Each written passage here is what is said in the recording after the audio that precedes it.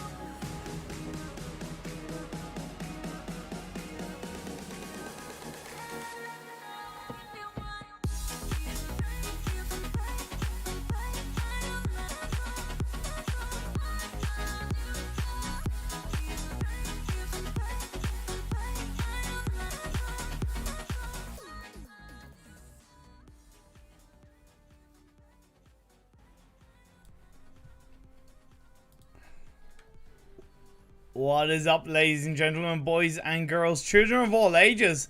Welcome to the stream of the Pro EU PUBG Mobile EMEA Scrims. My name is ImPERium, and as you can see, I've got some nice kind of shiny updated graphics thanks to the wonderful Maxman beside me. There you go. And talking about Maxman, I'm joined by himself and of course HighlandWolf for what is a bit of a weird and special trio cast. Yes. Yeah, it could be. If you want it to be ImPERium, you know, you can believe. Can I believe? Am I allowed to believe HighlandWolf? That's gonna cost you, man. It's pretty expensive. You're gonna have to pay in some gold for that one. Cool, that's fine. I can send big bucks. Give me your OnlyFans later on. Anyway, I love the way the conversation is just quickly diverted. Max, take us through the teams. Hello. Yeah, of course, going to be taking us through the team. I got to have fun with that eventually. So Yeah, the teams from top to bottom, from slot number 3 over to slot number 19, we're going to have Polar Ace, Godsent, Bloodline, World of Wonders Esports, Iraqi Elite, Kanina Power, Alliance, KlasGame, Nakes Congenials, UDR Killers, Team Umbra, Oshtik Warriors, Royal Esports, Wildcats, Blaze, Aura Gaming, and Codex. And I like the fact also that they're called Wildcats in the team name and not like fast pay Wildcats, so I don't get confused. So thank you very much. I have like put them as the full like fast pay Wildcats, but yeah, no problem. If you want to, we can just refer to them as the Wildcats, Max. I mean, it's fine. Just got very slow brain, so it does help, you know, if you do mention it's just Wildcats. it's lucky, you know, you not got vibes there as well. That would two in one max tonight. That would be dangerous. You know what? I don't appreciate I'm getting attacked right now. Okay, it's not. Good. I tell you what though, I do appreciate it, and I absolutely love how much more confident HighlandWolf has become in his ability to just throw shade at people, even if he doesn't realize it. He'll just make an off comment where Yeah. Stop right now, Highland. Okay. I got the gun pointing at my webcam. Stop right now. No, please.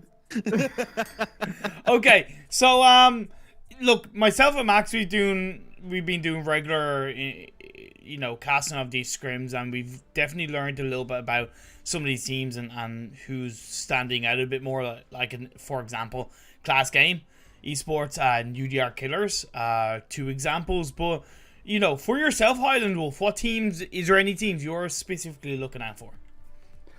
For me, once again, I'm kind of interested, of course, in the EU side of things and Polar Ace. Okay. But I think also coming in, just watching yesterday's VODs as well, Kunina Power is one of these teams that have been looking super strong throughout all the scrims that they've been in so far, and particularly in the way they're positioning sometimes in these games. So I think obviously going in again today with Kunina, unfortunately they're not going to be here for this first couple of games, but will be here for the latter half.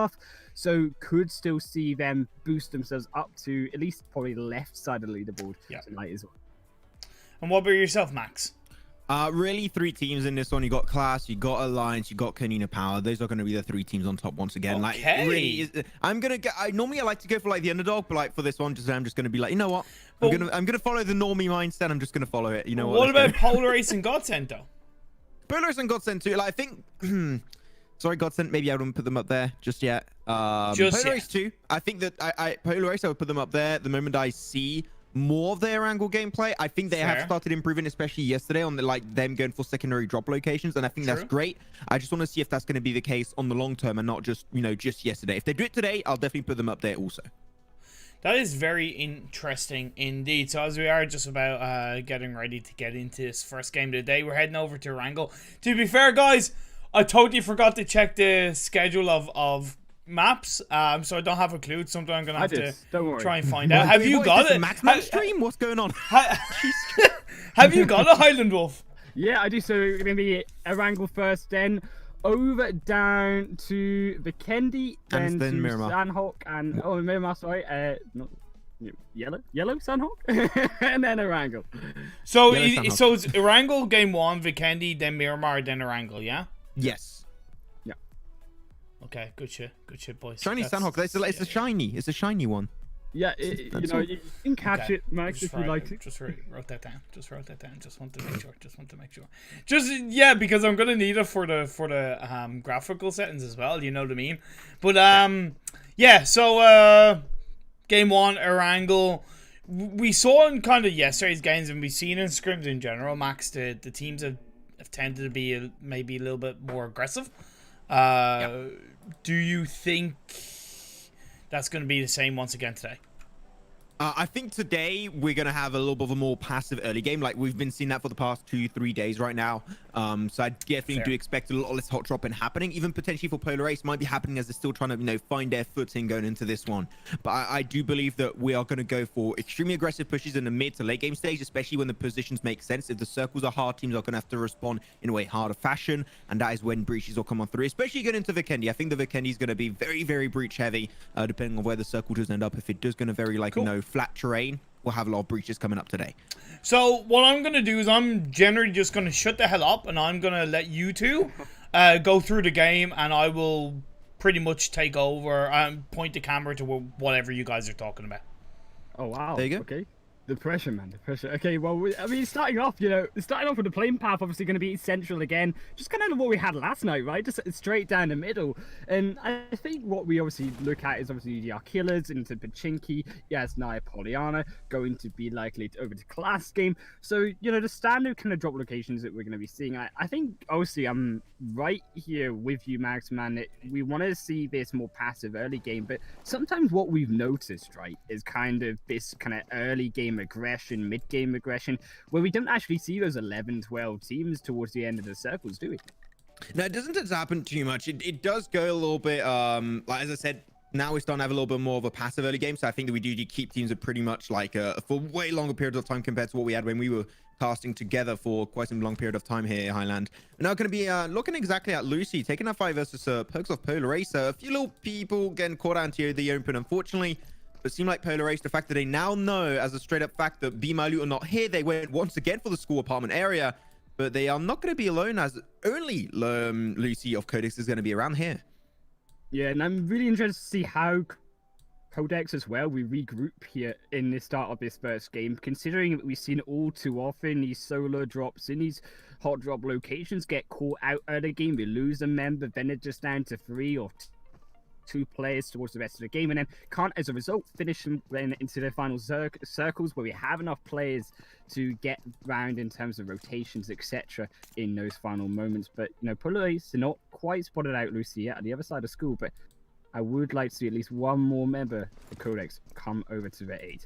They're going to get very close to each other very soon. So I think that, there you go. They're all going to get joining up before we had a little bit of time to talk about potentially teams rotating. And it seemed like that will not be the case. Polar Ace, they got a 2-man team split so far. 2 of the players are currently inside of apartment. The push coming out from Wait, but Wait is going to get put down by Polar Ace almost instantaneously. But Codex still got 2 more players. They can still pull the attempt once more.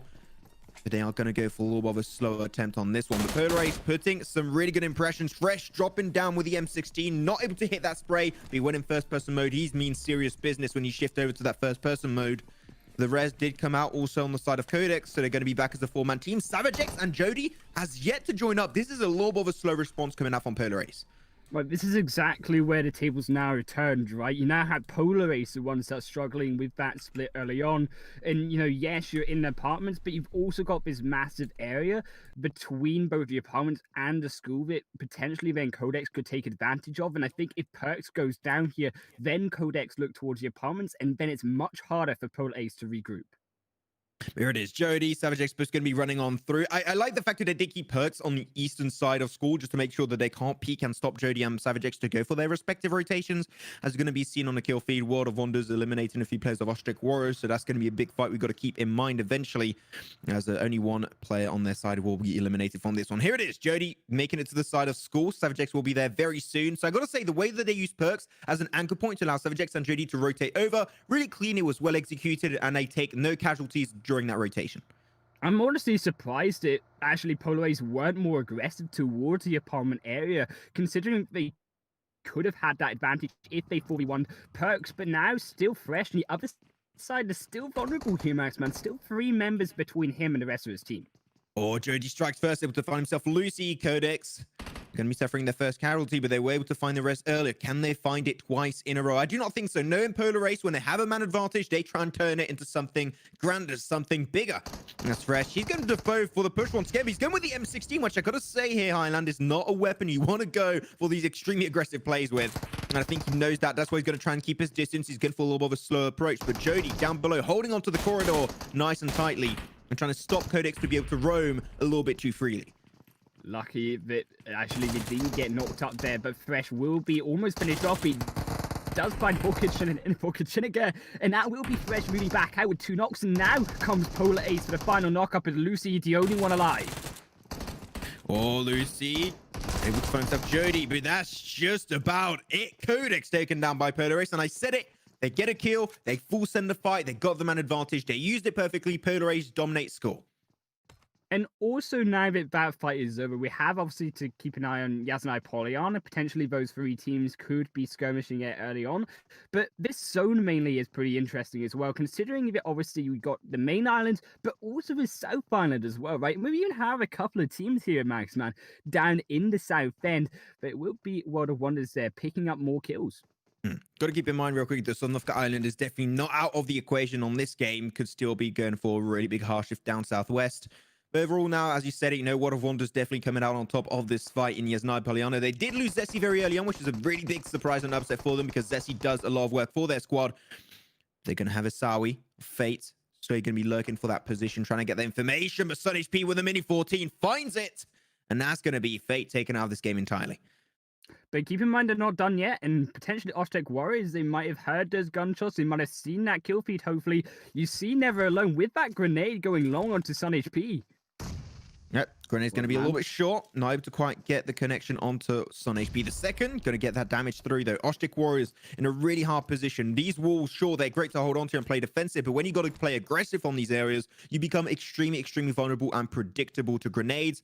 So otherwise, I think they've got to keep that in mind. But I do like the fact that they're going to try and create themselves a little bit of a scenario, a little bit of a situation by having Rashid going for the more southern rotation in Yasnai Polyana. I think he might be the one being able to enable this whole situation for his team.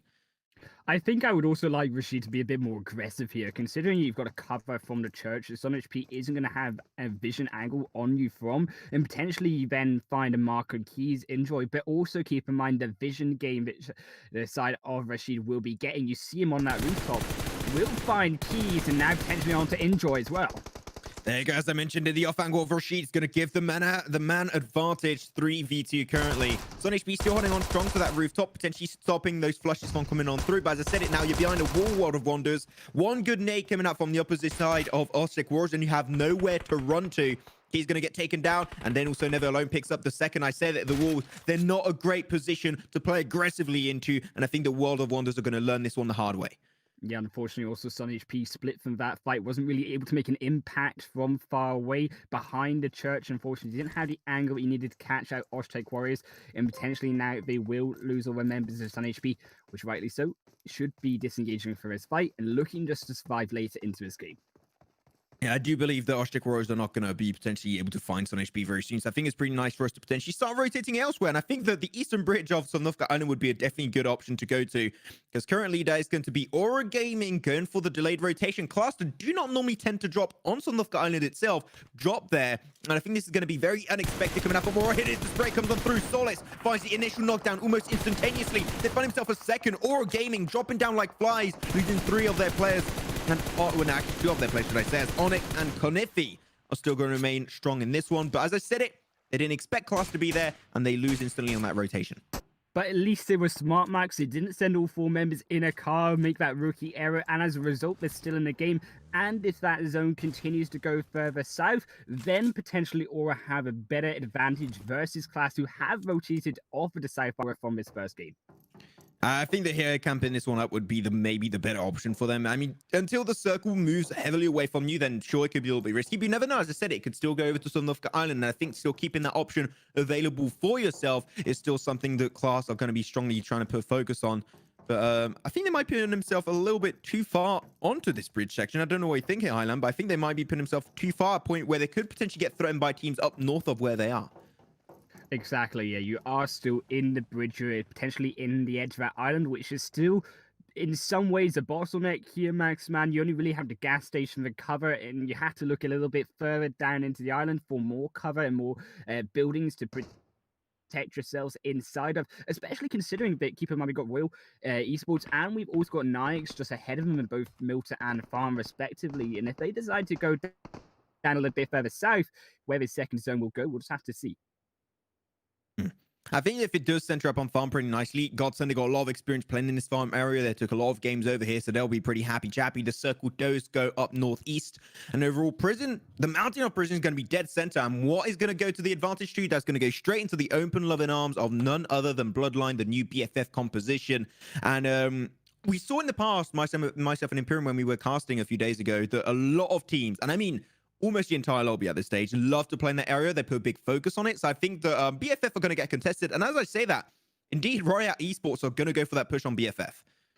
And this is where being in the center of the zone is kind of dangerous, because you have to fight potentially multiple teams out in throughout the longevity of the game here. But it will be, as you say, Royal, they're going to be the first potential opponent. They are looking to take away Bloodline. You see this interesting kind of 3-1 split now coming to 2-2, but, you know, they just left Venom, and unfortunately, as a result of their kind of aggression, not realizing where Bloodline were, they've lost 1 member down to 3, and that will call off the attack and put them at a disadvantage versus engage uphill. Yeah, scouting a little bit beforehand, that would have made things a little bit easier. Even though scouting what the hell is happening uphill can always be somewhat of a little bit of a risk. So I think they understood that one the hard way. Still got 11 teams in this one, which I gotta say, we currently lost quite a bunch of teams. We lost World of Wonders, we lost also Iraqi Elite, Blaze, Codex, and even Oshtek Warriors on Aura Gaming already down to already 2 players each. So this is way more aggressive than what I was expecting. I was expecting very passive games, as I said during the intro, but seemed like I'm being a little bit surprised going into this. And I would maybe even say a little bit upset because I was hoping to have less hot drops and less fights, but oh well, it happens. Your wish will not be granted, I'm afraid, in this first game, but Class will be looking to find their wish against the Bloodline squad, and potentially they're going to be looking to go uphill as well, a little bit more safe in their aggression towards the top of Shelter Hill for now. So I do like that they're sending Salim as well as a scout just to find where potential members are of Bloodline, and now that they've scouted out where the gunshots are coming from, now they can make an approach. Yeah, they definitely took a way better opportunity for them. They just wrapped around in a really nice fashion. Though, you got to be careful. Bazzi. There, I knew he was going to find that angle. Find Selim. The knock will come on through. The flush, not quite yet. And if they can send the cavalry in like Solis, Silas, and Raze, maybe they can try and turn the tides of that fight in their favor. But it seems like Kapahala's going to pop off. But as I say, pop off, he's going to actually pop his head off as he's going to get knocked away.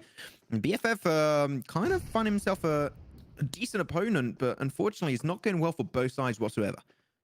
And also you see that All In there has made a little bit more aggression, but I think to the wrong way onto Selim and Solis, because on the opposite side you see Nurofen down, unfortunately, for the side of Bloodline, and also Kapahala getting murked by two members right now will go down as well, so their flank side being really hard pressured right now by Class.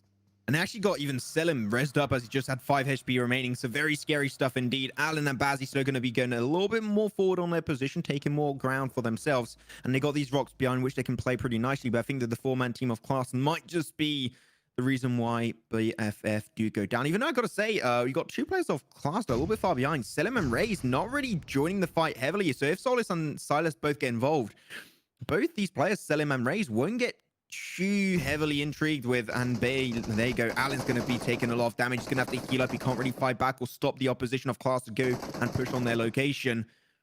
Spazzy's out onto the top of this rock, gathering the information with a third-person perspective. Even him takes some pretty hefty damage. He's got to heal up slowly, allowing Class to win every single second a little bit more ground. But this is a 3-2 situation. Make at 1 versus 1 as Grenade pops Bazzi down. Now All In, you're only one alive. Yeah, Alan's going to try his best, but still, you got to keep in mind the fact that Class, they got a player knocked on their side, so this is going to be basically a 1v2 for Alan. Can he take it? Finds one. Switching over to the second, but no. Solis will get the upper hand, and BFF get eliminated. 11th position. Class picking up 4 extra kills, up to 6. On the other end of the map, though, Nike moved away from the edge of the hill there from Shelter, just outside of it to the west, getting pressured right now as Polar Ace also make their way inside of the game, into the middle of the circle, and will pick up some juicy kills, all be that as well. 7 kills already, Max. Panning on over right now to Jackie of Nick's Congenials. He's going to have to take a 1v4 versus Polar Ace. So it seemed like a lot of these players and teams today are being forced in some clutch scenarios, which I think it's safe to say are not really easy to pop off. As Jackie, I would say Pop a Smoke would be great. Oh, the attack of Savage X tried to be unexpected, but unfortunately that's going to be really well replicated and pulled back. Nice prone play, but Perks, he knows exactly how to deal with that one. Nick's Congenials out of this game in 10th, and already 8 kills over to Polar Ace, eliminating 2 teams away from this lobby. They're on a streak today, man.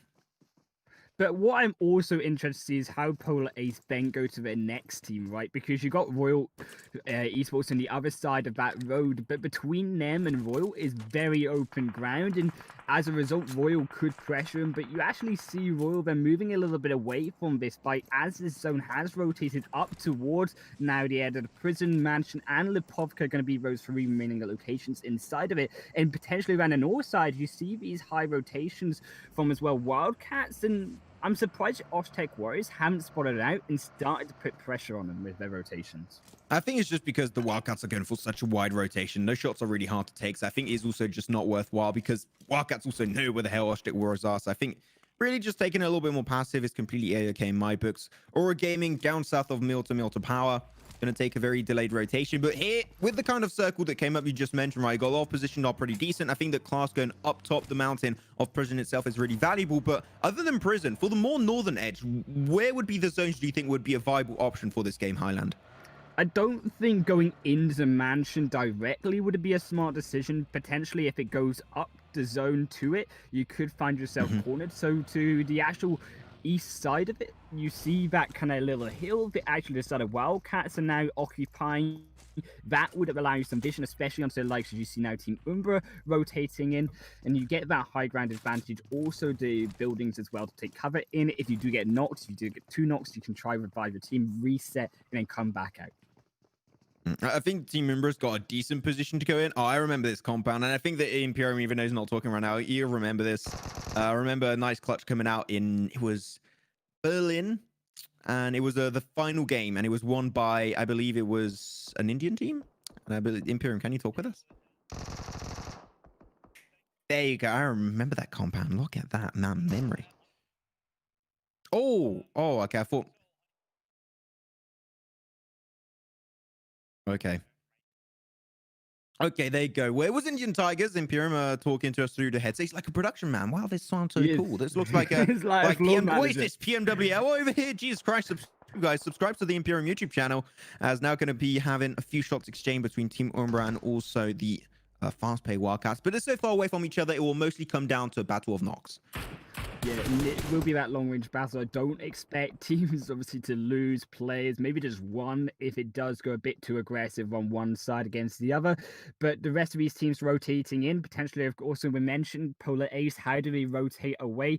Thankfully, Royal gave them some space, and now they make their way towards Prison. And I like what they're doing as well. Setting Savage X as that scout once again, and not sending your whole squad in. And that's once again smart, right? Because you've got Class controlling potentially 3 different sides of Prison. There's only one real entrance into it along the west side. And now, especially considering that you also have to make your way through Prison into that zone, you now want to group up. You now want to try, as a team, potentially get a knock kill onto Silas and then finish your Class from there. I like how normally, like, me and ImPERium, when we're casting, we always say, like, Prison, there's always a higher ground than your actual high ground. So it's like, it's a little bit weird. But Class said, F that. I'm going to take every single level of high ground around Prison, okay? You know what? I'm going to have the high ground, I'm going to have the mid ground, the low ground. So we're going to take full ownership of that one, which I think is overall a really good idea. But now, center circle, we're going to have a little compound, which is going to be a really, really big point of interest from a lot of these squads. As Sol is going to have to be pushed into a 1v4. He did not expect Team Miramar to join the mix, but still able to find himself one player down. That's going to be TRT. He's put pretty low also himself. Able to find himself potentially Parker. That spray is looking clean, but unfortunately that's going to be too much. Where the hell is the rest of Class? You need to full send it right now, especially after you found yourself a double knockdown. But Raze and Selim once again taking too long to go for the push, just like they did versus Bloodline. I'm surprised they didn't immediately all rotate in as a squad as soon as they saw Umbra coming in. That would have also provided them the time then to re-engage, especially just when Solus was knocked. But you now see them, they have gone in, and because Umbra they weren't as aggressive as they needed to be, they're now finding these knocks onto them. Silas, how the hell did you know he was there? He just, like, predicted a shot so nicely. Remove your hacks, please. God damn it. As now, Vindex going to go for the window jump. Nicely done with the Victor, but unfortunately, the Victor power has its limits. And that's going to be Umbra out in 8th position. 7 teams still remain in the circle. Going to suffocate these teams just a little bit more, with really only the compound of Class being a really valuable option to play around. Right, and I'm really surprised the Class actually don't have many teams around them as well. They're going to be really well off here into these next zone, especially because the north side isn't going to really see all Polar Ace, so but wiping out away the side of Oshtek Warriors. They're down in 7th position. Oh my god, the shots from Fresh through the branches, through the trees with the M4, and I think they can maybe find himself a second on to catch. God damn, Polar Ace on an absolute kill streak today. They are dominating this one. And I said it, I was, before this one, ImPERium said, what are the teams you're expecting to do good? And I said, Polar Ace, I want to see their Erangel games. If they start doing good on Erangel, I'll put them up there with the top teams. And you know what? Just by seeing how they're playing this game, I think that at the end of this broadcast, I'll put them in the top teams over there with, like, Alliance, Kanina Power, KlasGame, because they are really improving throughout with the entire scrims. And especially considering this is EU's 4th seed going into the EMEA League as well. But I think also, apart from the fact that it's, the EU's 4th seed, you then have to take into question as well, Max, what is the rest of these 3 different teams going to put up as well going into the league? And if this is just a taste of what EU's power is going to look like, then EU are looking like one of the strongest regions going into the competition. Yeah, definitely. It looked like a really good region. You got still CIS. It's going to be EU, CIS. Which ones? We don't know. But Polar Ace, they're going to be trying to make their way through the more western edge of the circle. And so I do think it's a good idea. Reason why you're still going to have the upper ground position compared to Class Level Compound, but down below, which Compound is still going to be more heavily, like, you know, in your favor and also easier to hold on to. But at the end, the high ground is still going to be having its own value. But now, especially the teams down south and over on the eastern edge, it's a fight to see who can make it in the circle because Class and Polar Ace, they have information on all that area. It's super hard to puncture this circle right now because otherwise you're going to die instantly the moment you move over that border. But look at where Wildcats are as well, flanking round to the opposite side. On the east side, as you mentioned, they now potentially have an angle as Polar Ace take all the fire and the eyes away from them and onto Polar Ace. But you actually will see now another team drop. Is it now down to just 5 teams remaining in this first game? Interesting though, Wildcats have also sent Kef down to the south side. He's going to go down there real quick. Also, it was UDR Killers getting eliminated in 6th position with 5 teams still. In this one, Ketch able to find himself. Movement, Royale Esports, despite going through thick and thin, they will get taken out in 5th. Now we have 4 teams in this one. You've got KlasGame, you've got Polar Ace, you've got Conafield of Aura Gaming, going to be somewhat, unfortunately, caught in this shack area. Going to try and smoke it up. The Perks, he's getting close enough. And you know what that means when you're close to a shack? It's grenade time, baby. As I think Perks, he's over there. He hears it, and the nade is indeed going to be in his hand. 3, 2, 1. Detonate the bomb, baby. But really good response coming out from Conify. He heard the footsteps, and he knew the nades were going to come out eventually, so he tried to fight back and create a little bit more breathing space. But Perks, once again, holding on super strong to that position, really stopping Conify to move an inch from that area. But also keep in mind, Perks is super low now, and as well behind him, they have to try keep an eye on Class. But I think the fascist side of Wildcats has taken their eyes away from him. You know, the grenade comes onto Conify, and that will just be now 3 squads remaining in this game. That was a self nade. Conify, you okay, dude? You're fine. You wanna talk, dude? My DMs are open if you want. There you go. But with that said, the compound of Class is not going to be in place. So they're going to have to move out of this game, but I think they're going to try and use that compound to its full potential until the very, very end, as Wildcats going to be losing an extra player. But they still got actually 3 players. They got Moss, they got Skent, they got Sword. They're going to allow themselves to lose a player. I mean, it's still not very nice to say it that way, but still at the end of the day, they can do so. As Ketch, he's going to go for the pan meta.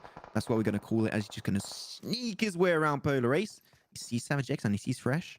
And waiting for the time to strike. The spray on the info comes on through and finds Fresh. But I was going to say Class, you actually see now the flank coming out from the side of Wildcats. Also Class, they need to make their way down the hill in this open zone. And that could be potentially where now Wildcats with Moss take their advantage. You see them sending Solus as that scout. Savage X still holding on strong to the high ground. He's got a smoke on that car that allows him to pick up a little bit of speed and get to the rescue. I thought he was going to go to Perks, but no, it seemed like he's more interested in going over to the circle.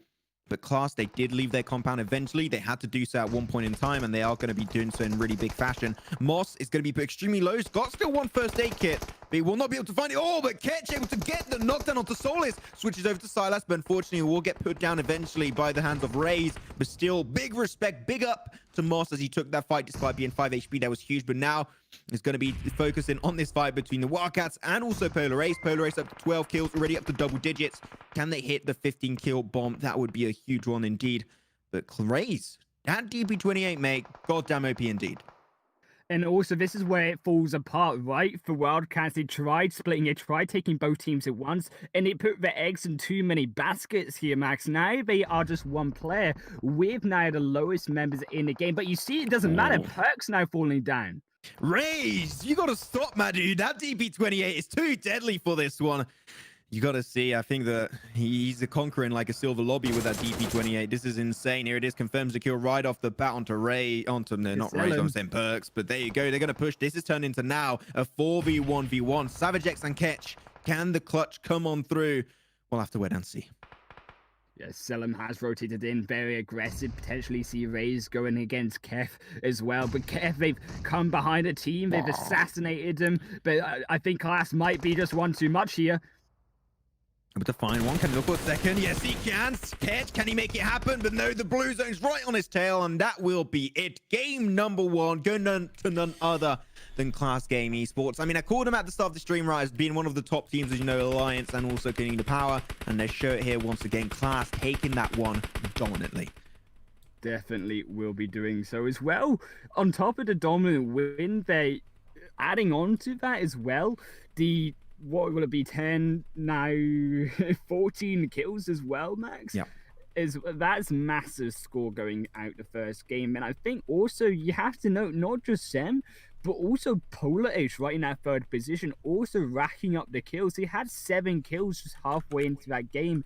And they almost doubled that going to the final stages, and unfortunately they just didn't have the players to finish off Class and also Wildcats at once.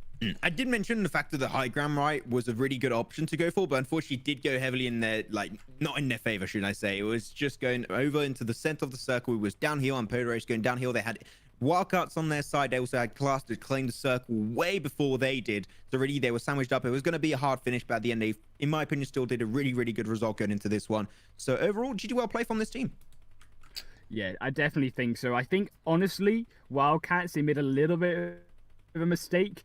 At the end of the game, they should have stuck as one team. They had to just actually, well, both Class and Polar Ace, they had come down off the hill. They had to enter where Moss were in the low ground, particularly as well. They would have had that advantage with the better vision over the enemy teams coming into them in the center of the zone. So, you know, they got a bit too greedy, I would argue, at the end. And I think that obviously cost them, but still second place. He outlived Polar Ace for those game points. Then we're going to have Aura in 4th position, Royale Esports 5th. Then going to have UDR Killers also in 6th position. Nacho, got to change that team tag, dude, when you're playing with UDR. As Oshtek Warriors are in 7th. Then going to have also team member in 8th position, Godsent 9th, Next Continuous 10th, BFF 11th, World of Wonders 12th, Blaze 13th, Raki Elite 14th, and then Codex will be out in 15th position with 0 kills to show for it. They got taken out early in school by none other than Polar Ace. So there you go. That's going to be game number 1 in the books, I got to say. Heavily impressed with how these teams played today. Like the rotations were clean for a lot of them. Yeah, it was a little bit of a trickier zone, I think, for some of these teams, especially coming in from the northern side. And I'm actually surprised the northern side proved to be that area that was a little bit trickier for these teams, considering, right, that the zone was going up north. So you would have actually instead expected the congestion of teams to be at the south end of that zone, right? But because of these teams, they tried to predict it. They tried to outplay the zone, as it were, to go on these counter rotations up the north side. That's why we had the aggression instead come that direction. There you go, ImPERium, are you with us? I am indeed. I've just been listening to your lovely voices, breaking things down. For me, what I kind of didn't quite understand from the fast play Wildcats was the fact that they made that rotation up the hill on phase, I think, like 6. Yeah, they were able to get a surprise kill onto Polar Ace, but normally when you're getting into late game where it was a very open-ended finish and Class had to disengage away from the compound, fast play Wildcats still had 3 to 4 players up in that point. I kind of don't get why they didn't try to rotate and take down Class from behind inside that compound, because it would have given them a much more optimal position. But I kind of get why they played the short safety route of, you know, maybe trying to pick up a couple of kills from the high ground area. I think that if they went for the compound breach, they would like try. It showed an intention of trying to set themselves up for like the entire game, right? But I think that they, as you said, they went for a little bit of the more the chicken route. I would always call it a little bit as a meme, but they definitely were still. I think that maybe a 3-man breach and just having one player just snake it up might have been a decent option. But that's like, there's so many ways to play it, really. But still, at the end of the day, it's just Class state, like the clean rotations you know them for, the aggressive finishes, taking control as you know them that they like to do. I mean, we're not really surprised with them taking this game dominantly, right? No. Overall, not surprised. Very happy to see Polar Ace being aggressive as well, getting, I think, over double-digit kills. But look, on that note, we're going to go for a bit of a quick break, but we will have game 2 for you guys over in the snowy mountains of Vikendi. It's going to be coming up in around 5 minutes or so. So we'll see you guys in just a bit.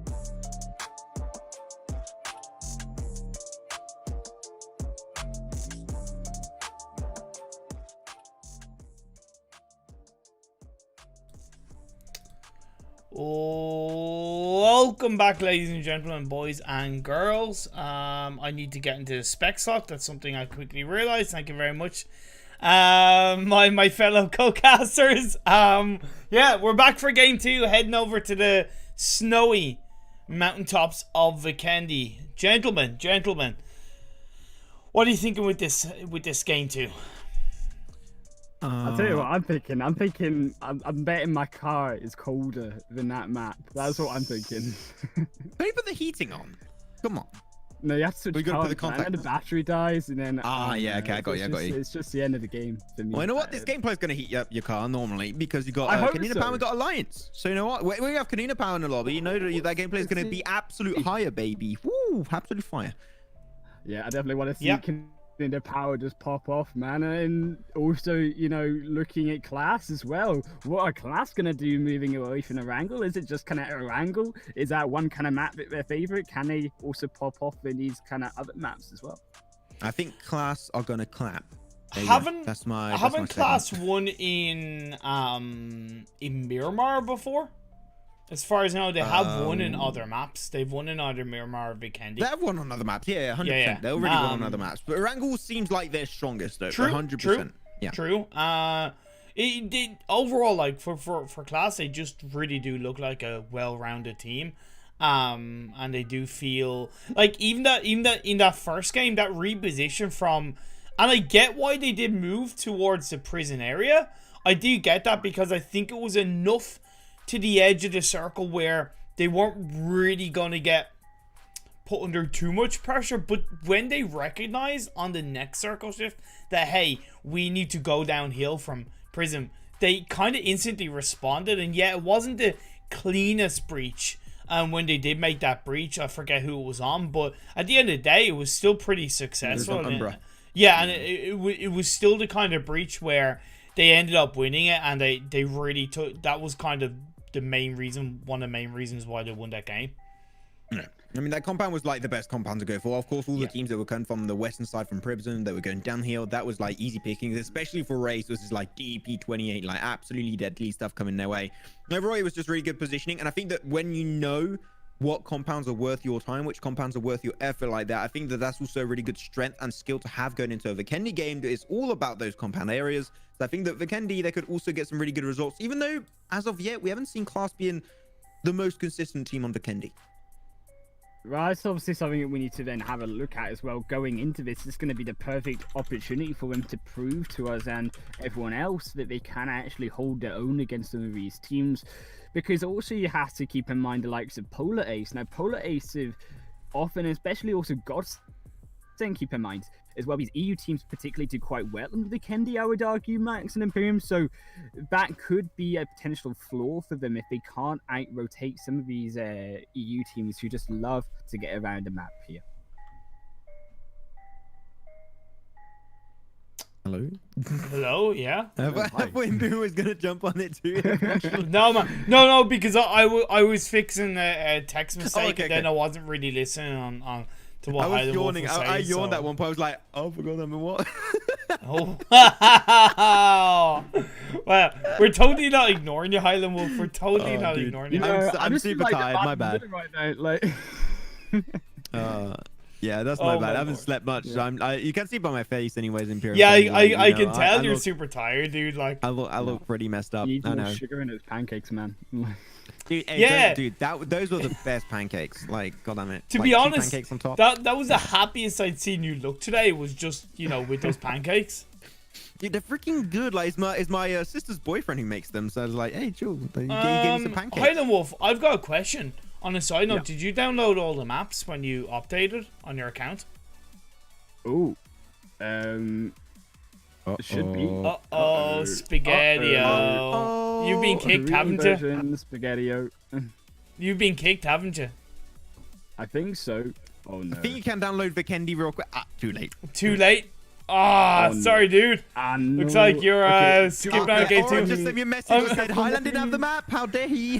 Looks like Korean version. HighlandWolf, I feel like you're just gonna have to sit this one out, boy. And I'm actually gonna have to do some casting today, which is You know, Yeah, man, don't stress. You're gonna have to do your job, ImPERium. I'm sorry for you, dude. I It's know, fine. right? Because I was saying to the guys during the break, I really enjoyed just doing the camera work, like, as in not having to, you know, as in, like, listening to what they were saying and doing my best to kind of pan it over and you know, yeah, not have to worry about doing those two things at once. But anyway, it is what it is. It was what it was. Highland made a boo-boo, but we have the backup. We have the arsenal to cast these games and bring some mighty action in the area of Vikendi.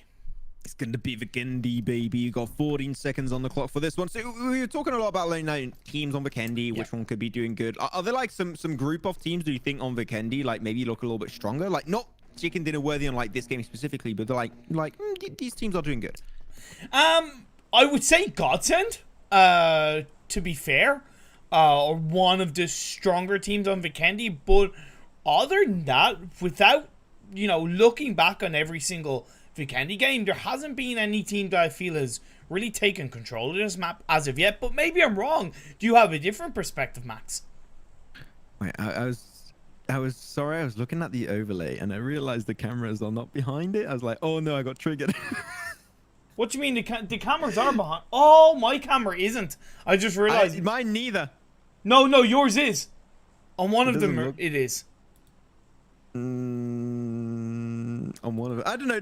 I just saw it. I was like, got triggered. Like, I can't see now. I'm gonna drink some unseen juice. all good. All just messing around, having a fun time. But yeah, with that said, guys, if you're streaming, if you join for Kanina Power and the Lions, well, we welcome you aboard. And I hope you're doing good. Oh yeah, maybe it's fixed. There you go. I can rest. I can rest in peace now. I'm happy. Oh my lord. Okay. We're I just love the fact that, you know, the whole like the detail, the, you know, the what is it, the OCD. Kind of OCD takes over, but oh, yeah. We did see phase 1 water 50% max. Yeah, about 50. Oh, 50. No, by the law of percentages, I don't think that's exactly 50%. Okay, it's about 40%. No, I'm just going to be a little bit critical on that one. But of course, you know, otherwise, there's going to be a lot of water over on the western side. Dobro Mesto is going to be an interesting point for the looting stage. I don't think that overstaying your welcome for too long is going to be greatly valuable for the side of Iraqi Elite. But otherwise, a few teams are actually pretty close to each other. Some fights could be breaking out early.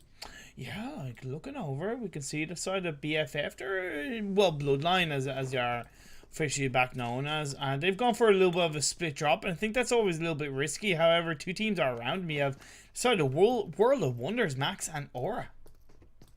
Yeah, they're gonna get somewhat a little bit involved. Even though I gotta say, other than those hot drops, I'm just happy that now teams have given up on hot dropping Goroka every single goddamn time. I mean, we have a break of Goroka action, which I'm pretty happy about, because BFF, the old Bloodline, they used to drop all the time those UDR killers, and they just like, you know what, UDR killers, these guys, we don't like them, we don't want to be friends, we don't want to shake hands, so we're gonna go elsewhere.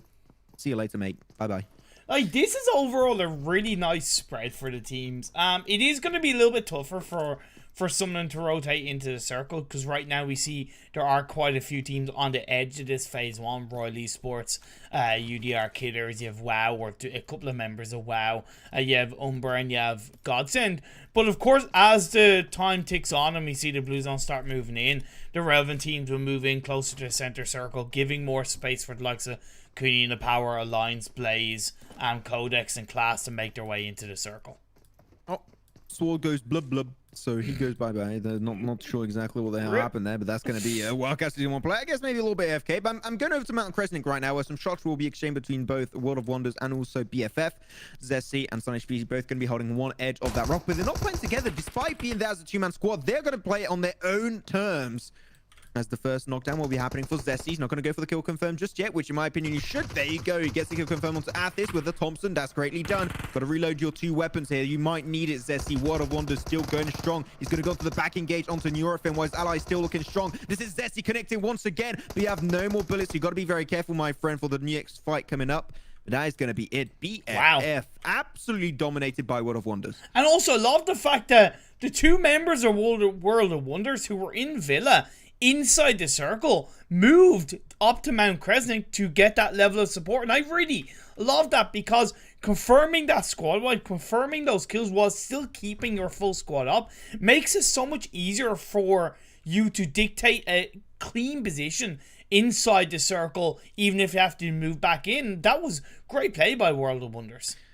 Well, it seemed like BFF has still got one player, and that's going to be Bazzy. He just like left that fight as quickly as I've ever seen, and now he's just going to get cornered up by Aura Gaming. Aura Gaming got a pretty decent result last game, but seemed like this one they're going to pick up their first kill, and BFF do get 100% now eliminated in 17th spot. Yeah, I couldn't see him because the members of Aura were like inside the same building, so I didn't quite realize that. Down to 16 teams. I'm thinking for Blaze and Podval, so they do have probably one of the trickier ways of rotating. Yeah, okay, they can go around the south side of Mount Kresnik and maybe make the way towards Villa, going from small compound to compound along the way, but that's kind of in the center of the edge of the circle, right? And when you're going to have teams north and south of you, that can be quite difficult to play around, and the timing of their rotation for Blaze, I think, is going to be one of the most important things for them executing it rightly. I think Mount Kresnik is not a valuable option because it's too far to be able to scout inside the circle itself. Well, I would say go down south on Mount Kresnik, go up on the just small northern like lip of the hill of Villa, scout in Villa from that position, and if you know that there's no teams there, we know for a fact there's none, but like they do not know, right? And they go into Villa after that, still on the edge of the circle. Is just a really good temporary stop, and after that, play your mid-game stage. But right there, that would be the easiest and safest rotation to get yourself in circle. So the UDR Killers, Max, they had a really clean start in this game, dropping in Grocka all on their lonesome. One of the first games we're seeing in this Vikendi game, and it is giving them a great, you know, starting point to get a strong position inside phase 1. They do send 2 members in. That's what I kind of like. But what I worry is if they leave it too late for the other 2 members of their team to join up as a full squad, you could see them crumble down as teams rotate in. I'm currently seeing in the chat, Love's asked in to play Among Us. I think we're kind of busy right now, Loves. We're a little bit busy, Lou. We're a little bit busy. We're kind of doing something over here, dude. Just a little bit. Appreciate the invite, though. Thank you very much. Yeah, but by the way, if you do ever play with Loves, like Loves is always the imposter. So always vote Lou out. Or kill him if you're the imposter. If you're the true imposter. Yeah. Or just frame him for another kill. Yeah, or just don't invite him. There you go. I think that goes really wow, okay. Oh, Jesus. Wow, God. Jesus. Good thing we're in Vikendi to soothe that burn. But Nyax CS, they have a tough task because they have Polar Ace and Aura either side of them. Yeah, next Congenials, they're going to be a little bit caught out. Unfortunately, Malloy, he just stayed on his lonesome, just very far away from this one. But Aura, I got to say, today seemed like they like to go for those just wacky wide rotations. They did that early on Southern Island on game number 1. Didn't quite work in their favor as they encountered a team that was class. And now there's going to be Nate Congenial slowly pushing upon Aura Gaming. Onyx did go down eventually. The flush has yet to come on through on their end. But there you go. Anonym going to get peeked away. The MP5K is deadly on this map of Vikendi and is really well used by the hands of Jiminspa. Yeah, Jiminspa had a great job of proning down. He's been able to get those excellent shots off, leaving just Jackie left standing. Damn, can he pull off the 1v3 with this MP5K? It would be huge. Able to pull himself also the one first aid kit. And I think Jackie is not really expecting that one. And because he doesn't, he goes extra aggressive. But yet, the kill will be going in favor of Jackie. But the team is there to back him up. Aura Gaming dominating versus Nate's Congenials. And that's going to be normally 3 kills going their way. Aura, I mean, especially Jimun's like doing great in that 1v3. Yeah, really great job coming out from Aura. We all are also seeing a 3-way fighting towards the center of the circle. We have WoW, we have UDR Killers, and we have Royal Esports. A third party at this stage, not really usual. Not really what you like to see. Well, not what you like to see. It's not what you usually see whatsoever. The great nade coming out from Ulysses onto King, going to put him down to about 1/3 HP. And World of Wonders, they already took a little bit of damage on their side of the road. They're thinking, do we breach this one? What do we do? Do we leave the error? Do they know this is going to be just 2 teams fighting up against each other, but only a 2v1? Because if they know it's a 2v1, knowing World of Wonders, I would be pretty damn sure they're going to send it as a full squad. Yeah, you still have to be very careful because when you have a third party involved, the off angle, the of course third party can really have a huge impact. Pocus' knockdown uses is on his own. I like the 2-1 spread coming out from World of Wonders. Sun HP and Keys, they're supporting each other because they're a little bit more at risk. So if one gets knocked, there's a high chance that he's going to be able to get the revive off. Yeah, it could be that, because he's going to very, very slowly crawling his way towards Ulysses. I'm pretty sure that one will not be working out whatsoever. Kanina Power actually going to get involved in one of their early fights, so I think that will be a pretty interesting one as Gonzo drops down to the knees in front of Godsent. Godsent, they still got themselves 2 players in that specific rotation. Actually, take that back. It's going to be 3. You got Marley, you got Raucus, and you got yourself Reeves. As Raucus doing a really nice rotation. I don't know what you think, ImPERium, but trying to potentially get himself in circle first to gatekeep Kanina Power, but Robdini is just around the corner behind that rock. This might be a little bit tricky for him. Has he bitten off more than he can chew? Have a Godsend really, you know, tried to play with God a little bit too much? Will they pay the price? They did successfully get a couple of kills onto Alliance a few minutes ago, playing a similar kind of strategy on the edge of the circle. Let's see if they can find Kanina Power. Rockets from down below. Oh, no chance. Not even able to hit one bullet on both Black, White, or Robdini. Now the rest of Godsent, you know what? They're like, this is not a great position. We don't want to take that fight in the open. We're going to retreat, take this one a little bit further back into the compound up the southern side of this fight. Now it's going to be 2v4 currently. And Kanina Power, you know, when they got the man advantage, they turn in their favor more times than they don't. So they're going to think of making their way into this compound on the position of Reeves. This isn't any other team, right? This isn't an ordinary team. This is Kanina Power. If you're going to fight them inside the edge of the circle, if you're going to try and catch them out, you better be damn prepared to properly catch them out. Marley is knocked down. Now Reeves is on his own. Yep, Reeves, no other option out of this one. You've got to full send it versus the opposition of Kanina Power. He's behind a wall, and I said it, ImPERium, when you have to take a fight behind a wall, it's so easy to completely outplay you. The flush comes out onto Marley. Reeves left actually as a one-man team, but Gonzo over-peeking his welcome on that one. He's going to get knocked away instantly. That's a 1v2 coming out for Reeves. Once he's going to be playing behind that rock. That rock is definitely going to be a way better option for him to play around. And Black White now struggling, but Robdini going to try and sandwich him up, try and go for the fight on a 180-degree angle. He hears the footsteps. Reeves, he's got a nice UMP 45 in his hands. Going to go for the spray. Hits a few more bullets on this side. Not full health whatsoever. And going to go for the shot through the window. But Robdini will be able to find it with a headshot on the AKM. And that will seal the fate of this side of Godsent. Gotta give credit where it's due to the Irish God. He definitely put up a hell of a fight. That nice little dupe with the door opening from Robdini and then go back over to the window. That was really well executed. At the end of the day, the man advantage did overall prove too much for Kanina Power. That is the end of Godsent. Seem like Class and Aura Gaming, they're a better love story than Twilight today, as they're going to be attracted to each other 2 games in a row. But it seemed like, compared to Class winning the fight game 1, game 2 seemed like Aura, they're going to be pulling off the performance of a lifetime, as Class, they losing 3 players. Silas, Ray, Selim out of the equation. Soulless going to be taking this one on his own. See if his soul will be sturdy enough to take this engagement of Aura Gaming. The nades are getting cooked up. Aura Gaming, they want to get involved. The molly's coming out, really stopping Class from moving too heavily. They got an extra grenade, and I think he did not see it. He's going to be taking the spray, holding on strong to the staircase. He finds the first kill. Going to go for second Onyx, but extremely low. Solace has to reload. He's going to retreat. He plays this one a little bit slow, which I do like indeed. Now taking the other fight. Going to go for the plume spray. Maybe he's it would be great if he hits the headshot. Soulless. Got to calm down, my dude. This is maybe the clutch time for Class versus the team of Aura Gaming. Going to need a few more bullets. Now. One more player is all we need. No way! Soulless, there's no way. There's no way you do that. Aura Gaming taken out by the solo hands of Soulless. 1v4 clutch, baby. Oh my god, shit my brick and call me sideways. Soulless just absolutely pulled off one of the biggest clutch moments that I've seen in PUBG Mobile Esports. Not even a smoke to give him space. That was pure skill of pre-fire, accuracy, headshots, and was that a bit of a throw from Aura Gaming? Was that a little bit sloppy? I don't really think so. I think that was just Soulless being classful. I think the one thing Aura could have worked on for that push is use that utility, pop it up the stairs the moment you want to move up, just to make sure that you're making more breathing room for himself, to make sure that he cannot try and shoot onto the stairs. The fact that they did not use that utility to push up, that's really what sealed their fate. Man, but wow.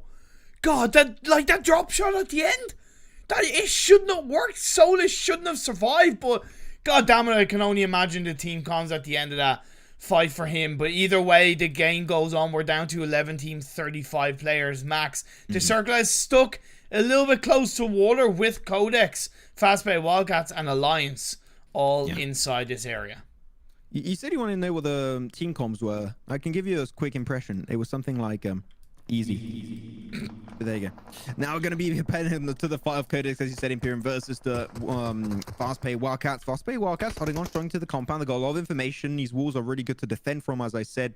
Going the aggressive side is maybe not the best option, but Codex now, they're on the more receiving end of this engagement. But they got 0 kills also. Codex going to go for the wide rotation. Wake going to potentially look for a sneaky angle to surprise the Wildcat team. But really, this is a fight that Codex should not even fathom of taking. If they can move away, that would be the better option. And even for fast-paced Wildcats, playing around the walls against Codex is great. But look at the alliance. So talked about possible third party, but they are going quite aggressive, looking to take advantage of this. Seem like he wants a piece of this one. Alliance, they are needing blood. They just had a tournament before this one, so I believe they did do pretty good. And now they are looking to just wreak havoc in these European scrims for the EMEA League. They go over to the compound. This Scrim are out of the equation, so 3 players, that's all you're going to have to make things do with. Bartha is going to be the first line of defense. Well, they still got Sunrise on a very unexpected angle, but seem like he wants to go for the wide rotation and potentially shoot Bartha, Ketch, or even Moss down from the compound. Should I say, windows up on the more eastern edge. What Sunrise is doing, and it's really nicely done, is the fact that he's using that wall to allow that third-person perspective to get any kind of information on where the members of Fast-Paced Wildcats, because he knows that there's a number of buildings in play that they don't exactly know where Fast-Paced Wildcats are. So he's doing a great job of staying protected while still gathering information. I'm actually surprised that Sunrise took those shots and threw that molly. That actually kind of gave his cover away, which I think at that point you want to try and keep that invisibility cloak on yourself, just like Harry Potter, and just make your way into the Chamber of Secrets. Yeah. But Sunrise, he's just like, nah, I'm going to go for the shots. I'm Sunrise. I'm a CIS team. Shooting is what we do best. Pretty much. The next phase did pop up, and it did go more heavily towards the mainland, so a lot of that coastline is out of play. The 3 teams that are inside this coastline area are firmly inside the circle, at least when it comes to this current circle shift. But you have Polar Ace to the north of them, with Iraqi Elite a little bit northwest. Currently got Blaze. ImPERium is drawn pan over to there, taking a fight versus Umbra. Umbra, they got himself 2. It's going to be Parker. It's going to be PRZ. He's still got the nade. PRZ, that looks like a good cook grenade. Parker was able to find himself Tron, and then the grenade, as I said, the nade was put on right there. Tron will be eliminated from that game instantly. Nice combo between PRZ and Parker. Blaze losing their manpower by the second. That's a great grenade. PRZ will be able to avoid it in time. He hears the audio cue. It's going to give just the information he needed, but the grenades are still looking strong. Coursera able to put Parker down to 1/4 HP. And Blaze, oh, that second nade, there you go. That's the knock you needed. That is the gauge. This is the cue for them to push on forward.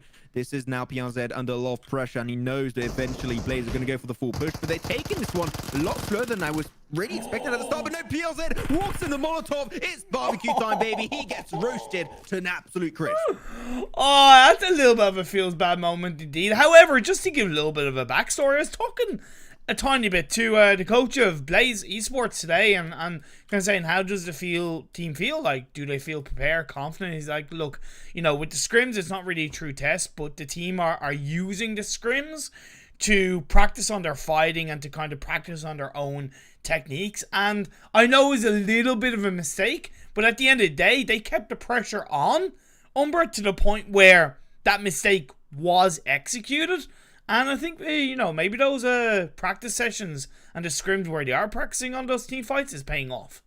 Seem like they are having a little bit of an impact indeed. But the circle ImPERium, we still got about, I would say a good old 15-20% water still involved in this one, which you're hoping it to potentially move away from it very soon. But Polar Ace on the northern side, getting really close to the Wildcat team.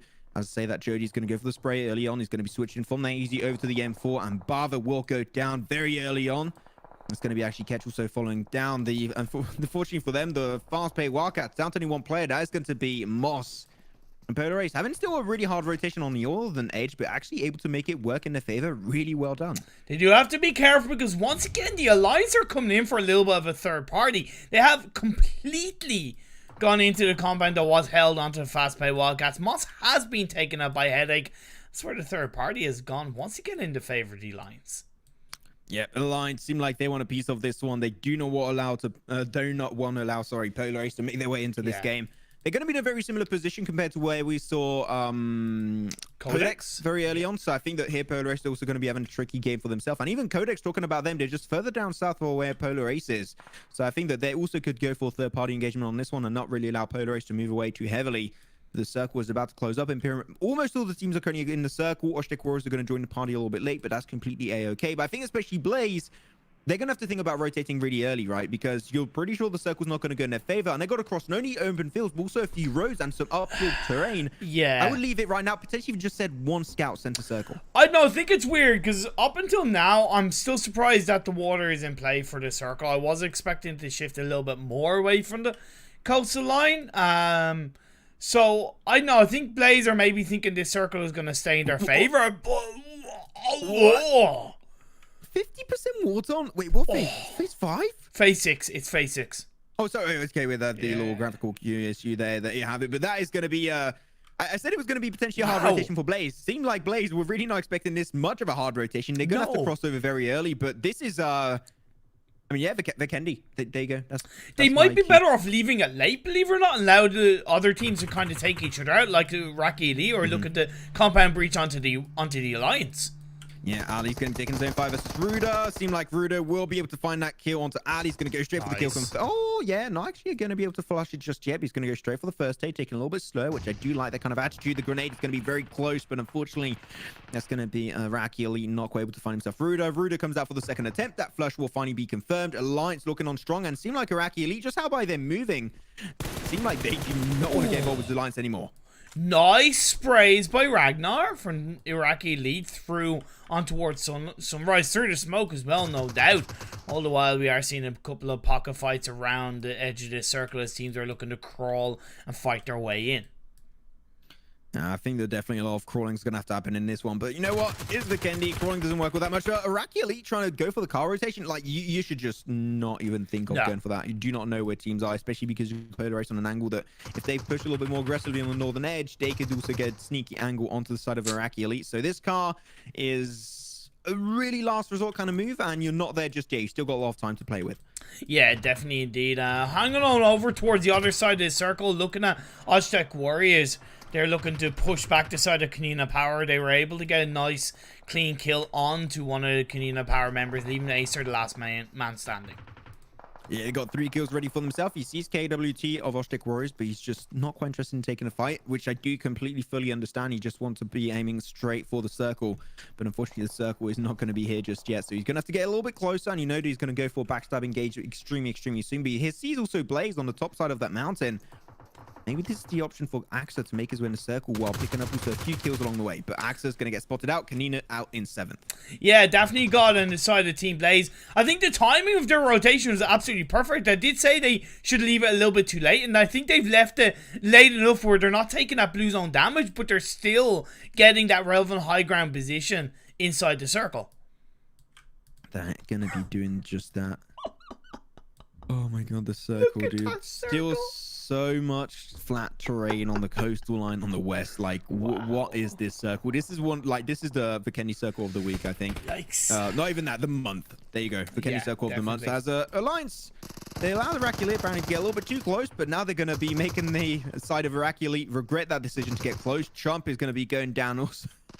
Trump's going to go down, and there you go. KSR will be following up. I don't know why I laughed at Trump. It was funny. Fun. Yeah. I get it. I tell you what, this squad ride before the Alliance was very important, because if it had gone on a little bit too long, we could have seen a potential third party from Blaze Esports. But now with the squad ride coming through, it does give a little bit more time and space for the Alliance to maybe pick a position inside the circle. It's not going to be easy, because as you mentioned, it's relatively out in the open. Yeah, it's going to be a pretty tricky one here. Polarized to go himself the nice coastal line area, like the actual coastal line, like the absolute border between terrain and also the water. But that's going to be also, unfortunately for them, the little area, the little windmill. That's going to be the death ground of Aztec Warriors. You still got 4 teams remaining in this one. Blaze, they pushed their way through. They did take also a really nice fight earlier. Alliance did dominate their own compound fights, so now they can just move on without having to care too much of what teams could be around them. But now especially it's going to be Codex having the high ground upon Savage X. And he's going to find that information in one player. But here, Savage X might just be the unexpected part of this equation, allowing his team to take the chicken dinner. Yeah, also a little bit of a third party from the Alliance, leaving the side of Codex with just one player left standing. That's going to be Fritchnik. And now Alliance are going to turn their attention on towards Blaze. A nice clean knockdown onto Daphne.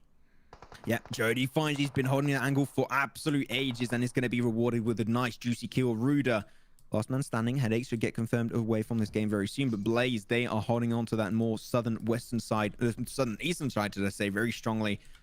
I'm seeing Blaze going for their own res. There you go, back as a 3-man team. I see the cart right next to them. Please do not do what I think you might do. Do not go for that car rotation. It's definitely not worth it. But the circle centers up greatly around the last player. There's going to be Forest Nick of the side of Codex.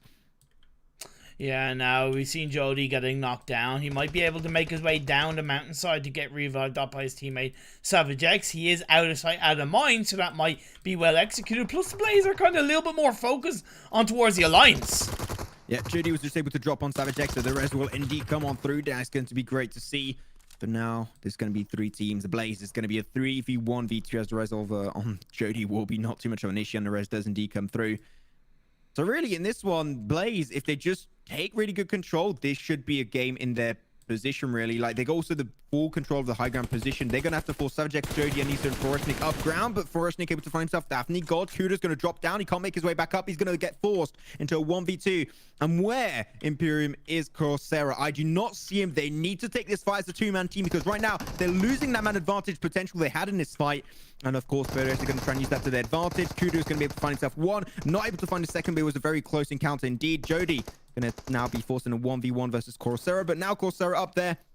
He's full health almost. He needs to go for that push. Jody's extremely low. Hits one more bullet. One more is all you need, and Jody will go down eventually. And this will be game number 2 on Vikendi, going over to Blaze Esports. Yeah, it was really all about, I think, that phase 6 rotation from that huge shift away from the mainland, staying on that coastal line was, to me, kind of the antithesis for them winning that game. I talked about the timing being so important. They didn't go too early. They didn't go too late. So they didn't take a lot of blue zone tick damage, but they went at the right time where they're able to assert a dominating position inside the circle. We saw the likes of Aztec Warriors maybe being a little bit too passive onto the likes of Codex, which allowed Blaze to come in and take their spot.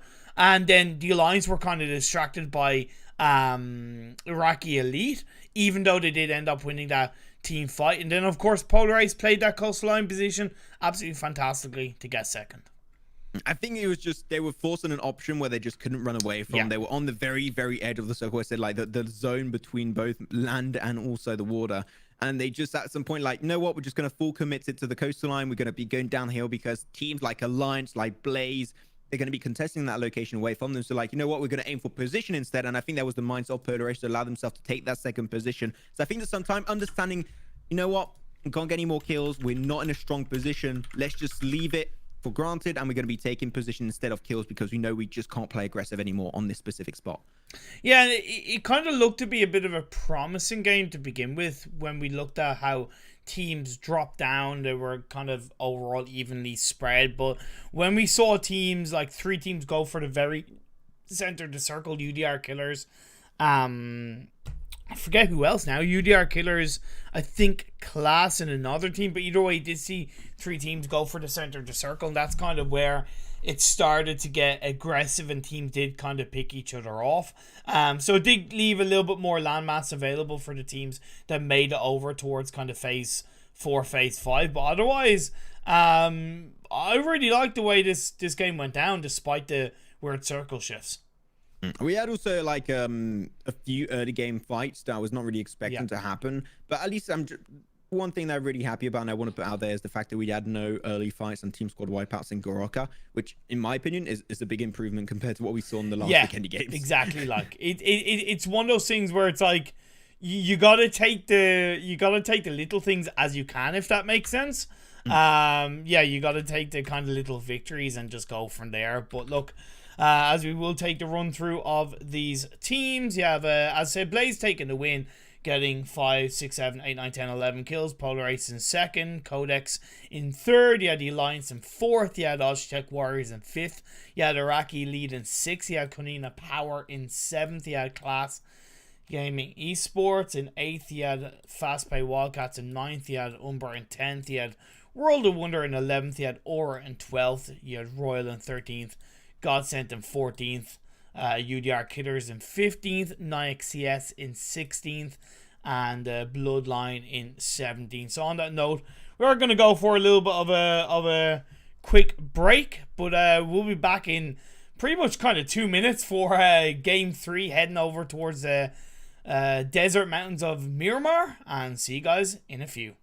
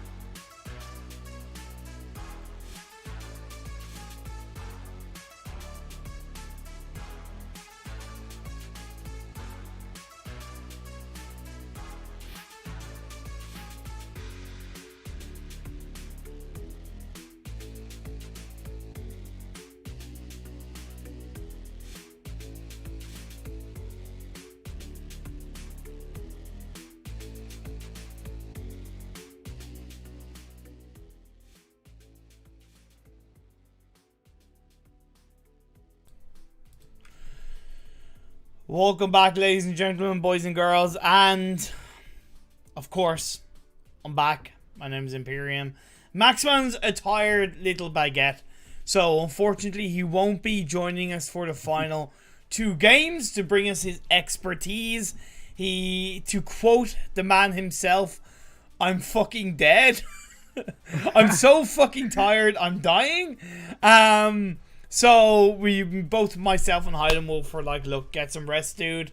Yeah. You need it. You know, it's not the most important thing in the world. So it's myself and HighlandWolf bringing you through the last 2 games of the day. We are going to be heading over to Miramar for game 3 of the Zenith Pro EU EMEA Scrims.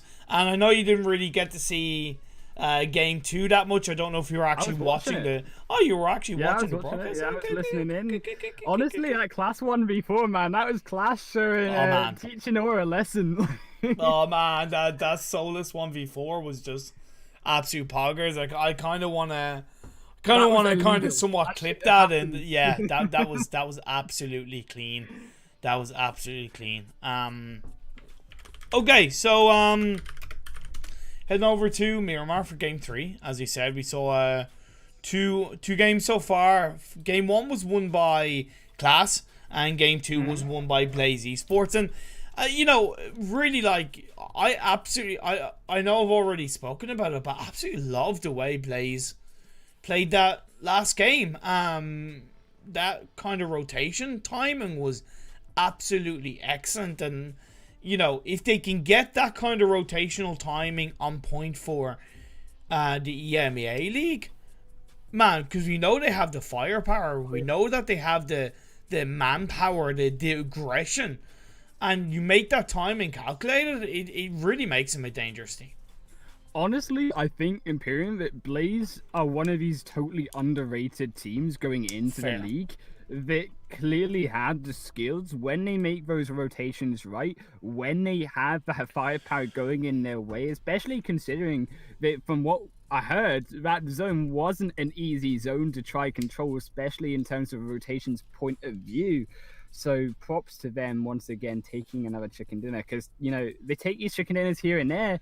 They could really rack up those points and really upset a team if they don't even make it to the through these top 3 teams themselves in the EMEA League. Exactly. So we are going to be going into game 3 in just a minute. It's loading in. I was about to switch to the overlay that shows the in-game screen, but I won't because it doesn't show Max's webcam, which is a shame. Feels bad, man.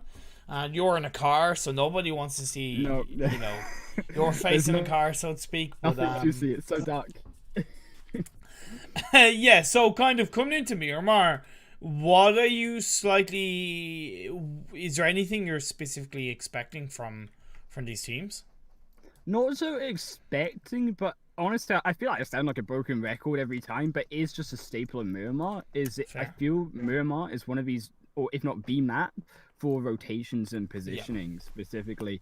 Because these zones, yes, you don't see these kind of ocean zones like you see in Erangel or Vikendi, but what you do see is zones situate themselves around a high ground and a low ground particularly, and that's coming into this game going to be where I want to look at these teams and where specifically these teams are positioning in terms of these later zones, because if you are too low down to get uphill to an uphill battle, or if you're too high up and then maybe in the center of the zone you start getting pinpointed by different teams from different locations from an opposite hill, then it gets a little bit dangerous.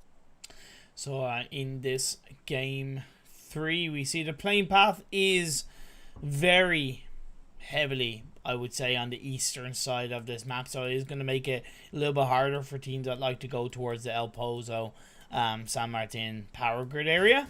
It shouldn't be too hard for Godsent who like to go to Hacienda.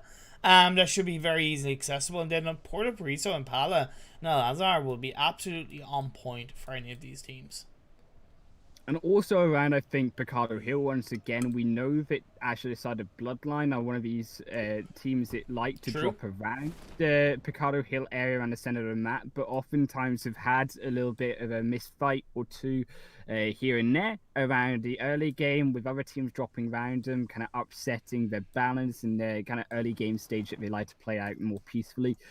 But I think obviously it depends where the zone goes as well. ImPERium into this game, we could even see potentially a zone that goes all the way down to the South Island. That would be pretty rare to see, but pretty interesting as well, considering the way this playing path has gone. But I think El Azahar will be where the fight will kind of play out first here with World of Wonders versus Polar Ace. Yeah, one thing I just noticed right off the bat, I am on that fight in El Azahar that might be potentially breaking out, is that only 3 out of the 17 teams dropped towards the eastern side of this playing path. Every single other team has gone towards the western side, and that kind of makes me think, do a lot of these teams not have a second drop spot? Are they putting themselves under more risk? Because look at the amount of teams that are kind of bunched up, heading over to the fight in Hacienda del Patron between Umbra and I think it is Class. Class have been absolutely wiped off the floor just like that. Didn't even get to pan it over to the fight too much. It ended up being finished so early. Yeah, and also on the other side, World of Wonders been struggling here against Polar Ace. Jody has just been going to town 2 versus 1 right now, punching them to death. And, only really keys, but Perks looks like he's got eyes on him as well. So, unfortunately, looking a bit dangerous for World of Wonders here as well. Potentially could find themselves in that 16th position spot. Yeah, and he's kind of, on top of that little, say, oil tower or water tower, whatever you want to call it. But either way, it's not a good place to be. I think Perks has a bit of an idea of where he is. He's trying to jump up to get that little bit of relevant information. He's playing safe, of course. He's on his own. The shots in the background being fired up by one of the Polar Ace teammates is going to hurt Keys' chances, and Savage X with the Scar L from the back line confirms the squad out, confirms the kill. That's going to be Polar Ace. 3 kills right off the bat of this game. That was just super clean how they did that with Perks being at bait and Savage X behind the building there just to get that final kill. But also KaninaPower looking like they're also in trouble as Blaze kind of chickened in a winner from the second game, looking to make it a third, starting off with these kills. Oh, Blaze against KaninaPower and Picado. Can you really, kind of, summarize the aggression of these two teams more clearly? It's just like Picado is such a central point of the Miramar game that you really have to be an aggressive team, or at least very calculated to make that location work. And when you have two teams drop there, it's a vast area to play around, but it can still be quite tricky for any one of the teams to come out on top. In particular, I think in Power, they look a little bit split up here as well. And Axa, he's on his own here. And if I think Blaze have spotted him out here, they look like they're sending both Kudo and Kokara. Is that how you pronounce it? I think it's Coursera. Coursera? Well, I think it's Coursera. It's something I do need to confirm. Yeah, also, I like that also Blaze are keeping an eye on the rest of KaninaPower as well. And I think this vision that they've actually secured themselves, that KaninaPower unfortunately gave away to them, is actually really hurt them, because there's no way that KaninaPower can regroup as a team. I like the fact that Robadini is very high on top of the center building, right? Because he's able to get so much information. Like, he saw Coursera rotate across the road and get in towards the side building. So that's instantly information given over to Acer and say, hey, look, there's a player to the left of you. Be careful where you are peeking. And of course, if you can get a shot, if you can get an angle, go for it. And I'm also kind of wondering as well on the backside if this does go on a little bit longer than we might expect, if UDR killers then come in as a third party potentially as well down from the south side. But, Blaze has got a little bit, would definitely got up to the top of that building potentially. Yeah, and even also Bloodline as well. They could be a team looking to third party from the northern hills, on the northern high ground hills of Picado. Something we'll have to take into account, because we haven't really talked too much about this phase on Circle, HighlandWolf, but it is kind of very centralized around the Picado area.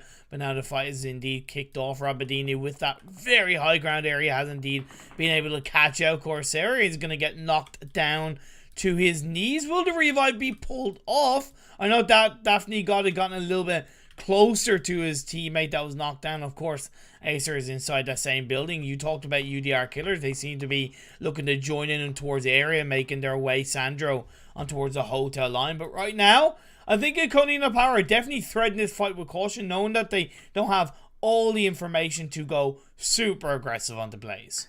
Right, and I think also the Bloodline, they are going to be this kind of spanner, sorry, should I say, in the works here? Spanner in the works, yeah. In terms of a black-white, they're getting a little tickled by them on the north side of the mountain. Can't actually rotate as a result, but Kuda from the other side is just picking him off. Robadini from the top of that building there, as you mentioned, just denying these rotations away from Blaze. But, UDR here, Sandra's joined into the back of this fight. I don't want to say that was a mistake from Blaze, but that was kind of a mistake. It's like if you go to the exact same area where your teammate has pretty much just been knocked, and you think you're really going to get a successful revive, think again, my friend. So that, of course, does leave it in a 3v2 situation at the hands of KaninaPower. You did talk about UDR killers. That could be Sandro being a little bit of a third party. We'll have to wait and see. But right now, it's kind of generally calm in this area, and I have to say KaninaPower are playing this really calculatively, and it's exactly really how you should play. Yeah, it's exactly how you should play it. I was super impressed there by Axa on the ledge. Managed to find that first down onto one of the Blaze, but denied away by Daphne God there to try escape. So unfortunately, will trade their life 1-for-1, and that still makes it though just a 2-on-2 now situation with also UDR behind Tron. And I think, UDR is really throwing this fight away, because I think if he wasn't there, it would be much easier for KaninaPower to then navigate against Tron and really sandwich him. Oh, I don't know. Let's see if they can throw it, not away, but in their favor. As Daphne God is going to get put under pressure by the side of UDR Killers. Sandra is yet to really make a big impact. Tron from the other side did get a nice clean lockdown onto Black and White, putting a bit more pressure onto Kanina Power, leaving them with just Robadini left standing. But now as Pocus is going to look for Daphne God. That knockdown is indeed executed. That's going to be UDR Killers looking to take a firm control of Picado. This is what you do, ImPERium. You just join into the fight when it's all done, and then you take down one of the key areas. You lock it down for the rest of the game if the zone heads towards it. I like what UDR are doing, just keeping an eye on that kill feed and what was going on there. Sandro also taking control of where Robadini was standing as well. Unfortunately, though, we'll have to disengage. We'll have to leave Black White, who has been knocked. I think Tron could be that final fatality. No way, is he going for the revive? Going back in. No way, he's going for the revive. Okay, that's incredibly risky. I do believe that Sandro did get information on Robadini using that minivan. So that's where UDR Killers are looking to instantly strike and take down the third place PMWL finishing team of Kanina Power. Robadini locked on his own inside that building. Nacho looking to cook up a grenade, but he actually gets damage upon himself by the side of Kanina Power. But in comes UDR Killers. It is going to be a confirmed kill, a confirmed squad wipe. However, I haven't forgotten about the side of Blaze. Blaze nearly got a clean kill onto UDR Killers, but it wasn't meant to be fully, and Blaze Esports go down along with Kanina Power, and UDR Killers become the kings of Picado. But also that fight took so long, and with the zone kind of about to hit phase number 2, we see teams joining in around the rest of the game, and unfortunately Bloodline, you talked about third parties, they're third partying another part of the fight over with the side of Wildcats and also Nike CS, who were fighting as well around the graveyard location. Yeah, looking at the fast-paced Wildcats here, hugging that hillside where the side of Nix are high above near the graveyard area. Jackie's on the high ground just towards the left of his teammate right now. Are the side of Nix too heavily spread out? I don't think so, and Vidum is able to get a nice clean knockdown with their Car 98 onto Kapahala. I honestly think that Bloodline, they could be a little bit more aggressive, especially considering that actually Wildcats are pinned directly behind the side of Nix as well. And you also now have potentially a fourth party moving in here, with Godsent making their moves over to Graveyard once again. And this is where we saw this congestion of western side drops, now coming into an eastern rotating zone. Gonna squeeze these teams together.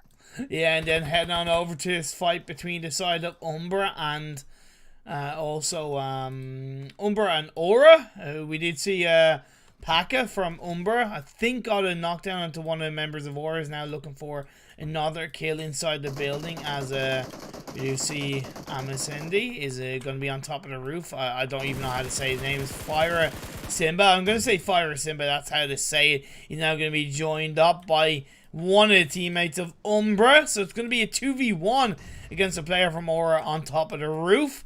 Let's see how he can play it, looking to cook up a grenade, maybe be able to take out one of the members of Umbra. The door is closed and it just about misses. It was a good idea for Fire. But now he's going to play around on towards the balcony side. Aura and the rest of the team is going to be coming up. The cavalry has arrived. Plus, when you include the red zone, it's going to make it ever so hot and heavy. Oni comes in, pays the price. Umbra now going to be on a 2v2 fight against the members of Aura. It's going to be a nice clean knockdown by Tengri with a grenade onto Paka. Leaves Namek on his own, going for that pre-fire with the Tommy gun. Gets a nice knockdown onto one of the Aura members, but it still becomes a 2v1 for Aura in the favor. Out in the open they go, and after on a clean repeat knockdown is going to be Tengri taking hold of this fight. Pierre's Ed arriving a little bit too little too late. We'll have to wait and find out. He is going to look to go for the... No, not quite the revive onto Paka. He's going to get caught out. Why did you go in like that without the relevant information?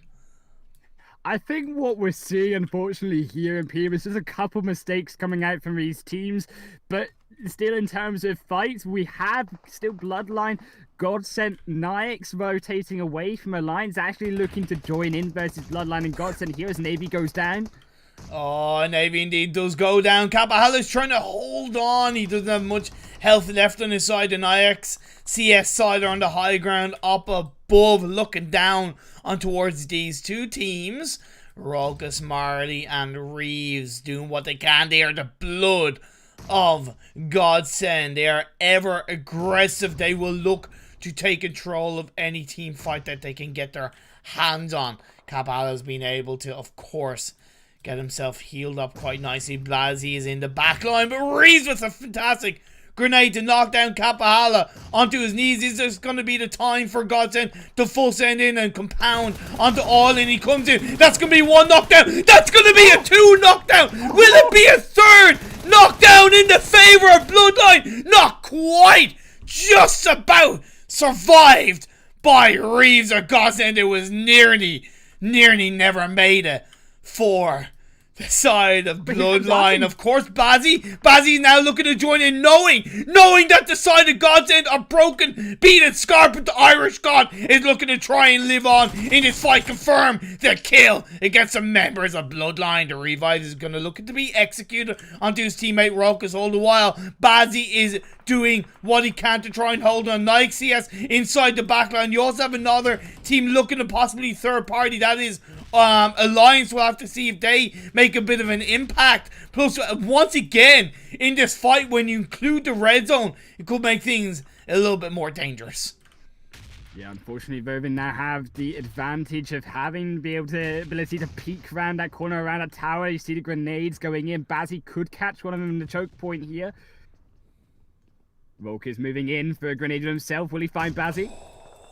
Nearly puts him down to about 25 health. Nicely done by Raucus. I like the fact that Godsent are kind of respecting him, but I can't help but feel that if Raucus and Reeves just kind of play a little bit more together, they'll be absolutely able to push back the last remaining player, Bazzi. But if you give him an inch, Bazzi is going to take an absolute mile inside the church area. In the words of one of the famous Irish singers, come take me to church. Indeed, and let's see if the Irish look can be on the side of Godsent. Reeves and Raucus trying to do what they can to take out Bloodline. Well, songs of praise going to be going out for Bloodline here because they're going to need it. This 1 versus 2 situation. I'd even argue potentially a disengage here. ImPERium might be for calling it here. It's really just going to be impossible to choke out Godsent. But you see Reeves, they're trying to go potentially a flank around the edge. But Bazzi, though, positioning high up.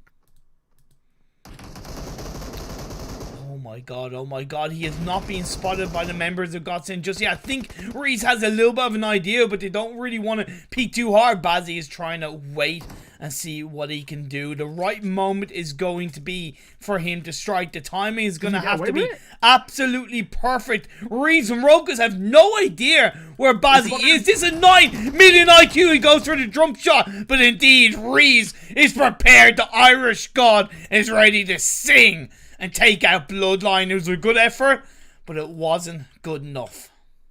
Well, all the meanwhile, UDR be wiped out a squad of their own over on the La Bandita hillside. Now they control the top of that mountain. ImPERium, 5 kills in total. You saw Nike also voted away that fight and have also secured a spot because that zone has shifted all away from these fights. And now, you know, La Bandita, we looked at these teams to control it throughout the game, and now is that spot for the vision, for the control in the game that these teams need on that high ground positioning. Yeah, La Bandita is such a key area to play around, but of course you still have to be careful how you do utilize that position. We do see the Alliance looking to kind of punish the weakened, a little bit weakened side of Godsent on the edge of the circle on the western side.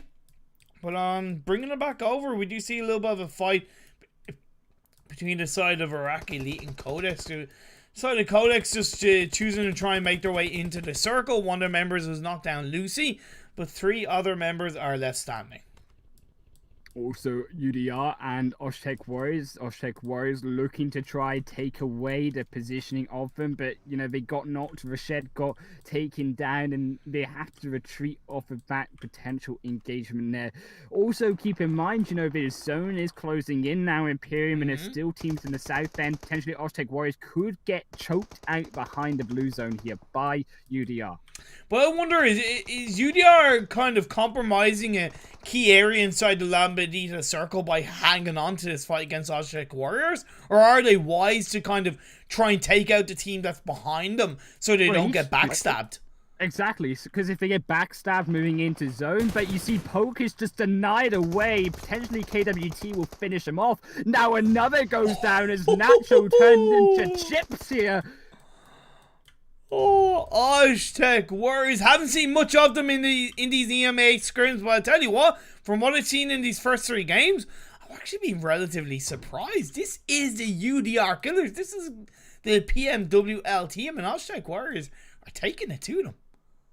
Well, you know, Oshtek Warriors, they want to finish him off. Only Sandra alive, and you called it ImPERium. You questioned their decision-making on their aggression. I think they just got caught off by the positioning. Oshtek Warriors had the flank side, but Sandra looking for the 1v2.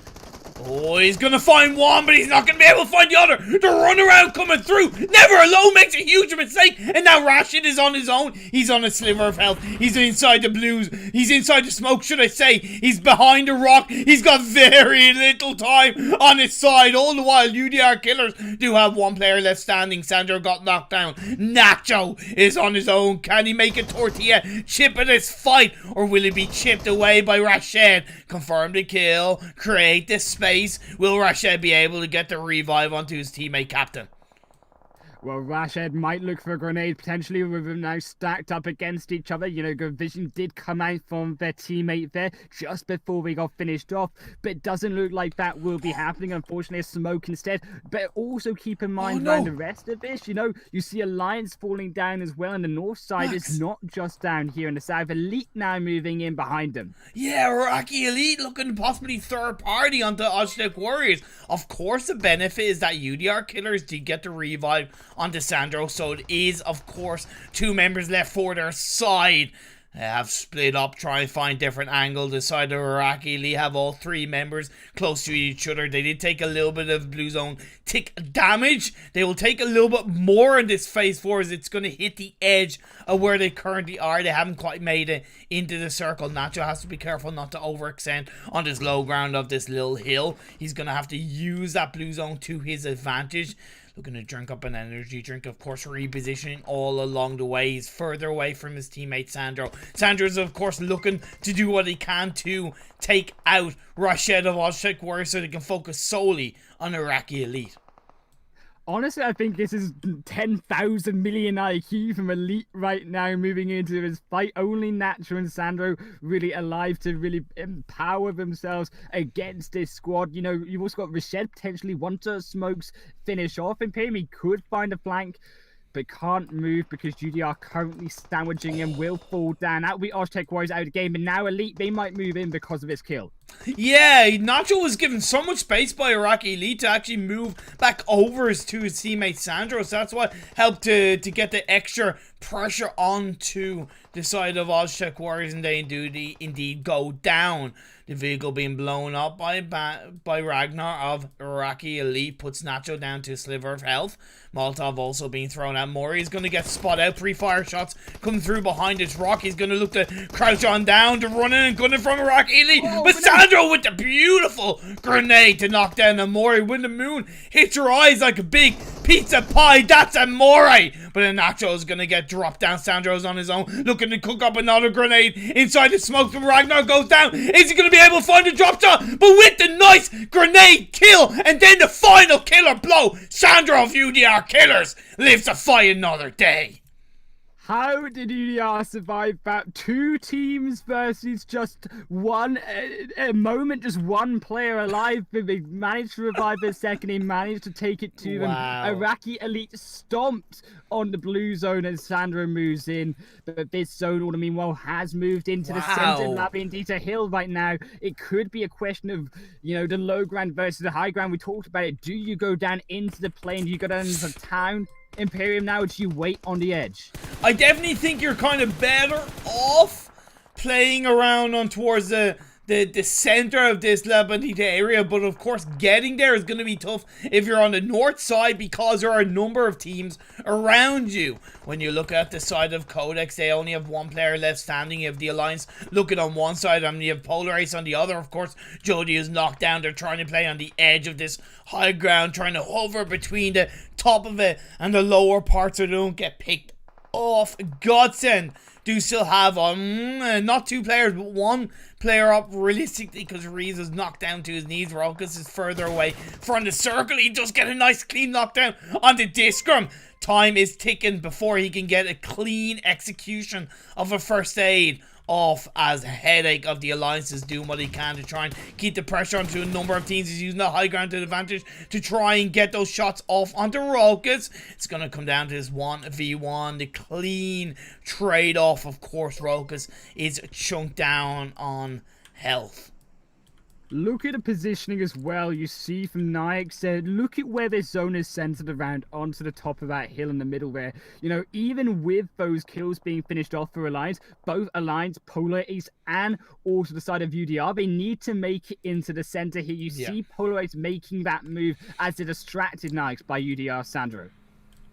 And now as we're down to the final 4 teams, you have Polar Ace, you have Nyax CS, you have UDR Killers, and you have the Alliance. The Alliance still do us 2 players up. You do see Polar Ace with 3 players, Nyax CS with 3 players, and UDR Killers with 1 player left standing. This is such a beautiful end this Miramar game. It's inside La Bandita, baby! The high ground, the buildings, it all is to play for. You got that little bit of the dodge, dip dive and dodge between the high ground and the low ground. The circle shifts over in none of the favor of these teams. All these teams are realistically either on the edge or outside the circle. Yeah, 0 teams out inside that zone right now. Savage can't move in, Knights can't move down. Just gatekept by each side. And now also keep in mind UDR, that third party could put you know, that foot in the door, take down Nix. We'll have to wait and see what happens. Savage X does have a little bit of, you know, time and space to use that kind of side of the hill where he can go wrap around because the Alliance did get taken out. Sandro does find Vitamin, so is that going to be that third party play? Sandro's looking to try and find another kill, but Animan does indeed come in to take down UDR Killers. But has the damage been done? Have Polar Ace noticed this on the kill feed? They take firm control of this phase 7 circle, but they are allowing the revives to be executed onto Nyax, and that could be an opportunity lost for them. But where do Knights go? You've got Jody on the hill, you've got Savage and Perks also now making a flank around the other side. Knights look cornered, and when that zone closes in, now will be them choked out and potentially Polar Ace taking a chicken dinner here. But our Polar Ace spread too thinly. I'm all about taking control in the circle, but you don't want to give your opponents a chance to pick you off one by one. The high ground position by Perks has paid off. Savage X with the second knockdown. Vitamin coming in, gets taken out by Perks, and that's going to be Polar Ace winning this Miramar game. Polar Ace, only 3 members as well, and getting himself 13 kills. ImPERium, this team played insane from the start to finish. Yeah, man, I tell you what, I continue to be ever impressed with the way Polar Ace are synergizing with the addition of Perks and Jody. You know, we're not seeing their final form by all means because we haven't really seen Elusive play in these scrims because he tends to be working a lot, and that's a bit of a big fat shame, so to speak. But at the end of the day, when you bring in 2 new members, it is important that you make sure they're synergized with Right. as many of the members of the team as possible. And when you have Perks and Jody synergizing with Savage X, you bring Ked into the mix, you bring Elusive, right? I know Jody is kind of more of a sub, but at the end of the day, I really feel like Jody is the kind of player where he can come in as a sub and still make a huge impact for Polar Ace coming into the EMEA League. Honestly, it just feels like this team, not to objectify them at all, but they just took all these ingredients, mashed them together, and made the perfect recipe to take down the rest of the EMEA League. I think really surprising also coming out is, I repeat once again, the lowest seed from EU, but it's still 3 other EU teams ahead of them that statistically should be even better than Polar Ace. They should be indeed. So if you don't mind just kind of taking over in terms of where the teams did finish in that game. Yeah, of course, we have Nikes taking out 2nd place with also, a juicy 8 kills. UDR taking 3rd position. Keep in mind also UDR, 13 kills as well. Nothing to scoff at. Alliance will take 4th position. Godsent 5th. Codex 6 positions. Iraqi Elite 7th. Oshtek Warriors 8th. Royal going to go 9th place. Bloodline will take 10th or 11th position. 12th will be Umbra. 13th going to be Wildcats. 14th Blaze. 15th Canada Power. 16th World of Wonders. 17th Bring Up the Rear will be Class. Wow, what a way to end the game, so to speak. What a way to end that Miramar game. That Lambidi to finish. Like, we didn't really get to kind of talk about it too much in the lead up to it, because we saw those fights between Iraqi Elite and Oztec Warriors and UDR Killers. Plus Sandro, man. Sandro, man. Man, Sandro. Like, just Sandro, man. Just Sandro. Just Sandro, like 6 kills for UDR Killers. Man, just honestly, so good. Yeah.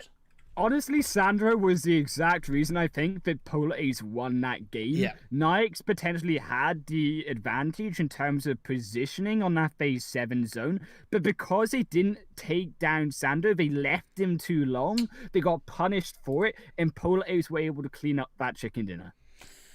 Oh man, so on that note, we are going to go for a bit of a break for you guys, but we'll be back for the last game of the evening. We're heading back over to Erangel, of course, as per usual, but don't go away. Be back on your screens in all about 4 minutes.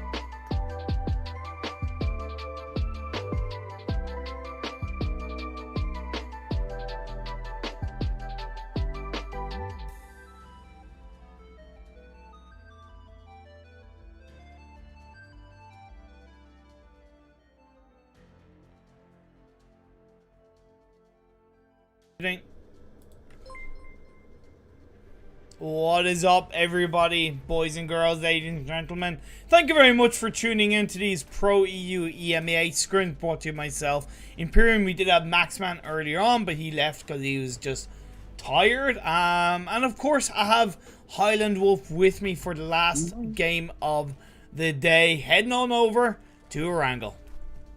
Yeah, we are hitting the final game here, and honestly, I'm super excited to head into this final game because I feel through all of these 3 games so far in ImPERium, it's just been on a knife's edge of who takes that final chicken dinner, especially towards the end fight. But going into Erangel, you know, we obviously know that this other class took game number 1, that chicken dinner, potentially could be looking to do it again. We know how strong they are on this map, and we've seen it already tonight, so could be redemption for them.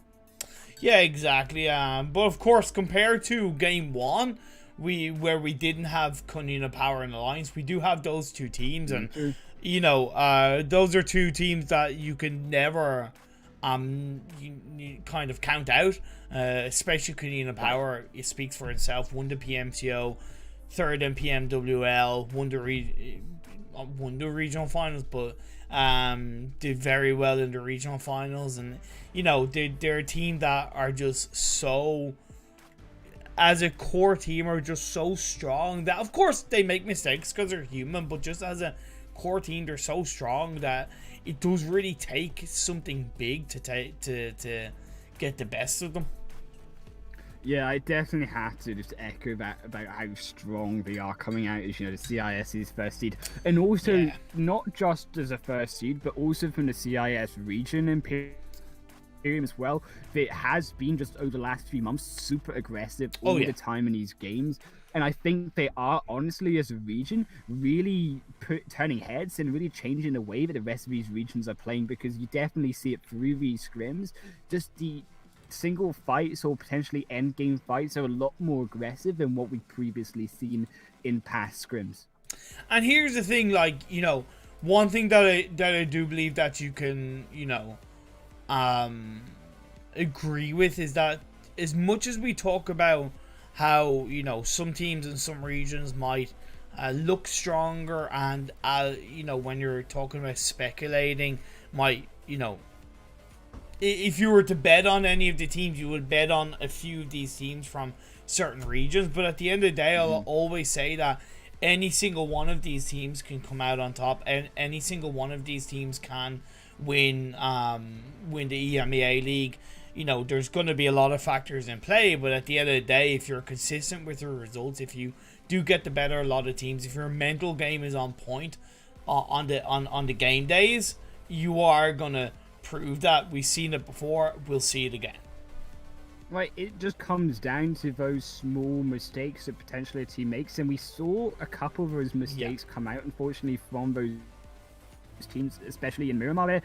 And you then have to put, you know, a question mark above them. How are we feeling going into game number 4, especially if we got wiped out because of a silly mistake or so? And how do they redeem themselves? Because, you know, you're going to need that mental fortitude, especially going into the EMEA League, because you're playing, what, 12 games just before you even get to the finals. And then after you got that, you got the 16 final teams that are just playing at such a high level. Inevitably they will be. I kind of love the fact that, you know, because I was kind of working out how many games each team will play over the 2 weekends, and I was kind of hoping it would be more than 12 games, to be fair. But 12 games, it's not just the fact that it's 12 games, but, you know, you're going to be playing 12 games where a good few of those games you're going to be in groups with different teams, right? You're going to be kind of, you know, so you have to, as a team, you have to kind of learn as much as you can the play styles, the rotations, the strengths, the drop spots of 31 other teams. Yeah, okay, you might know 3 or 4 of them from your own region, but they might change because of where other teams like to drop. Plus, when you take into a fact that some teams might drop differently based on the game that they're in and the rest of the teams they're in, you know, a key element of what will make a team succeed is the adaptability across the 2 weekend across the 2 weekends of league games, and how well they're able to evolve their gameplay, and how much they're able to evolve how they react to other teams.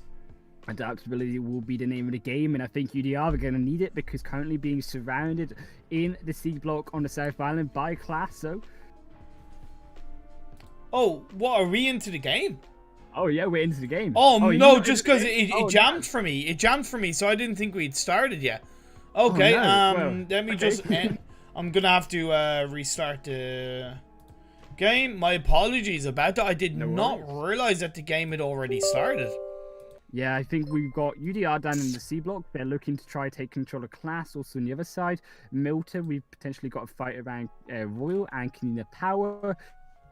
They're obviously comfortable drop here for Milta is going to be Kanina Power, and the zone also going to be in play. I think these teams are really going to be congested moving later in, but we'll talk about that when you're in the game, because right now, obviously, still UDR. We're trying to fend off Class here. They have, I think, finished off one of the members. Yes, they have. Solus has fallen down. Silas and Ray's also down. And no Salim here to try finish him off, but a little bit of ways between them and UDR killers.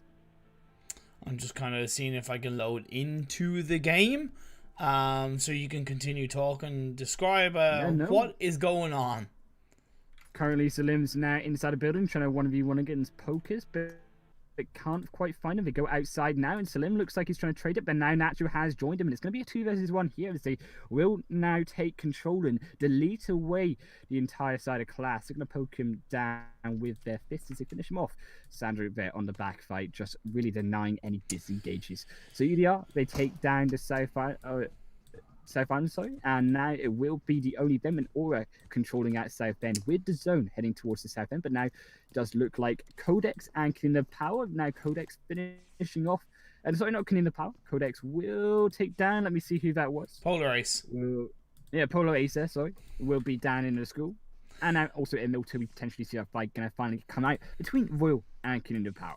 Yeah, sorry about that once again, guys. I didn't realize that the game had started. As I said, it had absolutely jammed for me. But either way, we are into this game, and it does seem like it's going to be a military island circles. That's going to be interesting for the last game of the day. Kanina Power looking to push up the stairs of the hill to get the knockdown on the member Royal. That's going to be nicely done, leaving Royal with just one player left standing. That's going to be King.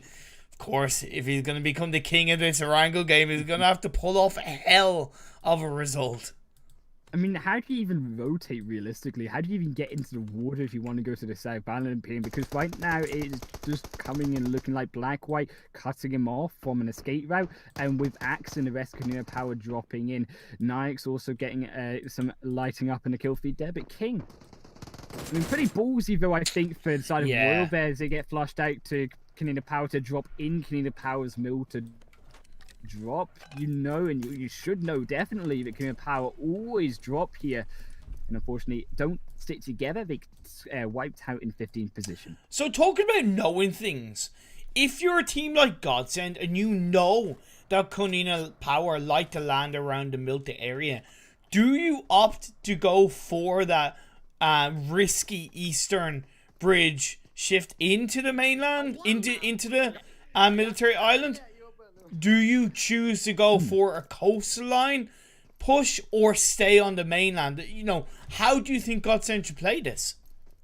Honestly, there isn't a team right now, I think, you know, I can't remember which team it is exactly, the drops in farm, but they're not playing. So if you spy that out, you could have dropped in farm. You could have then potentially engaged that way onto Kanina Power.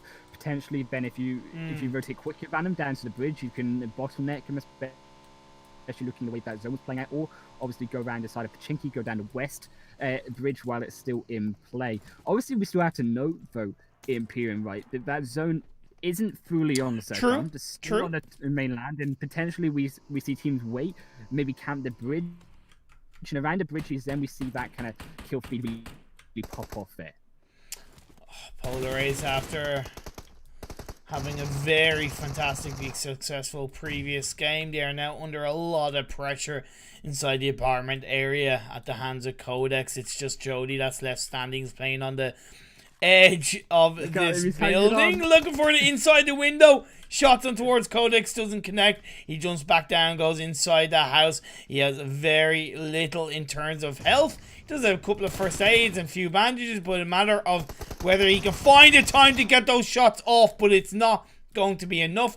Codex use that man advantage to wipe out Polar Ace, and boom, we lose another team. 13 left as Godsent make for the coastal line, push on the western side of this mainland. Still keep in mind though here, yes, now Pollyanna potentially a rematch here against World of Wonders and Oztec Warriors. It's the key, it's just going ham right now. Wow, absolutely popping off, but of course he does get dropped down with a sliver of health left on KWT, and of course Never Alone still inside this game. Side of World of Wonders, Zessie and Crowley on the other side of the road, but Zessie has made his way forward. Of course, that is still given time for Oztec Warriors to heal themselves back up, and KWT gets a nice knockdown with the DP28 on the Kral. Zessie cooking up a grenade. Will that connect? It will, at least on the KWT. But is it going to be enough for him to try and survive in this game? A lovely Molotov chucked up on towards the roof of the building by, I believe, Never Alone. And of course, he's on towards the upper part of this building, looking to try and find any kind of time to pick off members of Oztec Warriors. But it does seem like Oztec Warriors are in full control of this team fight, but Rashid is going to get knocked down, and now comes down to this 1v1, and he gets it! Zessie, a 1v2 for World of Wonders. Definitely outplayed there with Division Game. He knew when they were coming up. Unfortunately, they just couldn't quite finish him off. Zessie's going to revive his teammate there and just go down into that zone. Because keep in mind now, actually, we will look down towards Blaze, potentially against Nyx, choking them out over in side for Pachinki. But also, you know, you've got teams now potentially rotating in on the bridges. Godsent trying to look for a way around Aura, camping them out on the west side. And of course, there's no team on the south end. Yes, you have Kanina Power and Milter, but that could be then an option for the likes of Codex, for the likes of World of Wonders to rotate down through. Oh, Kvik is chunked down very heavily in terms of health. It is a 3v2 fight in the favor of Blaze. Of course, they're repositioning with that vehicle. Of course, a nice chunky first aid kit was able to be executed by one of the members of Nyx.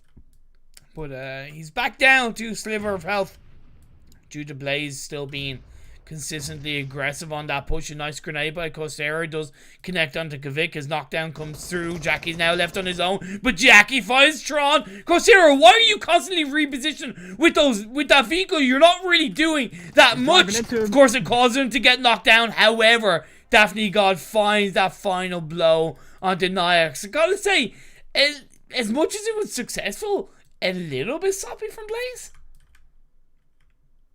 Yeah, honestly, I'm actually quite looking forward to this fight as well, down under the Godsent and Aura here in ImPERium. Aura, they actually just kind of count each part of this bridge. You got one in the top, you got one in the middle, one in the bottom. Wow. And I'm looking no way for Godsent to try cross, even if they try go underneath. Is that spreading yourself a little bit too thinly, right? You know, are you at risk of kind of getting picked off one by one? You know, yeah, okay, they do have a lot of valuable information, like fire on the very top of the bridge, and you do have kind of Comfy on the bridge, but I kind of feel that Onique and Tengri should be together, because there's that little bit extra insurance policy should fire and Comfy get knocked down. But also keep in mind the third-party potential. Wildcats now coming into the bridge. Godsent might find himself a rock and a hard place here. If Wildcats decide to engage on top of them, they totally could sandwich this team. We'll have to wait and see. Phase 2 did, of course, stick towards a military island position. However, it hasn't been removed fully away from the mainland. So the position that Godsent do currently hold onto is still very much inside this circle. As one of the members of Fast Play Wildcat goes for a little bit of a scout. And, hey, look, he knows that there's a team there, and that's going to give information to the rest of his teammates, and they will reposition away. Yeah, he was gonna cross B, disengaged real quick ImPERium after he saw those members on the bridge side, especially Aura just camping it out. There's no way to cross from the western side. He's stalking the power, actually have rotated 2-1 split. Also, interestingly, though, Godsent will find the knockups instead onto Wildcats. That might buy them some time to reposition, which will be desperately important to avoid getting sandwiched in first party. But look at this push coming out from Godsent. They're going to take this double knock and they're going to go for the full send it indeed. Catch is going to get once again knocked down. Sword is going to get knocked down. Reese did, of course, pay the price on that push. However, when you look at fast play Wildcats, they're down. They're the last chance of Bava. Is the last player standing. Marley's in the front line. Navy's rolling in on the US a little bit further ahead. Bava might be able to reposition, of course. You do have the potential third party from Aura, which could come into play. Godsent are waiting and biding their time. The revive is looking to get pulled out onto Reeves. I'd imagine so. However, this 1v2, his Navy is going to chuck up a grenade. We know how good Marley is at connecting those grenades. Can he find Bava with one of them? He's jumping up and down. It's not quite done. Bava is surviving by the skin of his teeth. Navy are taking a risky position inside that US. He does get back out. Marty's so close. Yeah, so far. Bava finds the shots on the Navy, but it's not quite enough to get a knockdown. And Rolkus gets a final blow, and that's going to be a squad wipe by Godsent, giving them 4 kills. They just surrounded him. It's like Formula 1. They drove over them completely there. But also, what I wonder is they back up a little bit, allow also on the eastern side, the side of Team Umbra, to potentially cross over onto this bridge, especially considering it Bloodline aren't choosing to camp it. And I think this is where we also turn right to decide. Of course, UDR killers. They've been patient after that first initial fight at the start of the game, but now have that fact that they have teams rotating into Sovnovka military base. How should they be angling their players here to try cover different sides? Of course, you know, the risk of being inside military base is that when you try and disengage, you don't really have that much information, so maybe getting on towards the northern high ground would be a little bit more valuable. Have they left it too late? Possibly, because the side of Bloodline have definitely gotten closer. I really love the rotation from Codex. They're choosing to stay in that mainland, but send one member, Motvik, over onto Military Island. So it's that little bit of kind of, hey, if it still goes in the favor of Military Island, we do have that man in there. And that kind of, you know, that checkpoint where the rest of the team can make their way through. Kanina Power did opt to go a little bit more towards the western side of military base, as they try and set themselves up against Aura. But unfortunately only 2-1 because Gonzo is that security blanket in the top side. Oh, black and white, you paid the price for the repositioning with the vehicle, and Aura off the back of a disengagement away from that bridge camp, which I gotta say was nicely done. Maybe a little bit too late, but not so, because it's still only phase 2. It was able to put them in a better position of course, taking down a player Kanina Power.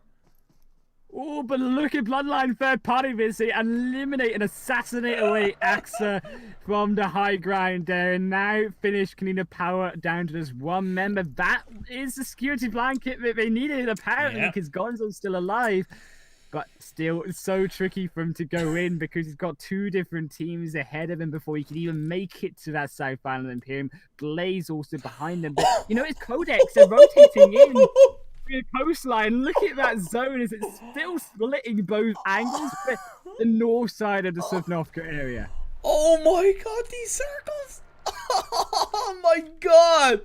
Oh, it's a beautiful thing. Of course, it is going to help Codex. If they can send at least 2 players into the military island in swift time before too many teams around them reposition, that'd be great. But what's good for them is the likes of Aura and Bloodline and Godsent are kind of taking each other out. Never mind the fact that Blaze are yet to really get into mix as they're still in the mainland. Mm-hmm. Yeah, could you imagine a world ImPERium where this zone now shifts up north and just denies all these teams away with the South Island?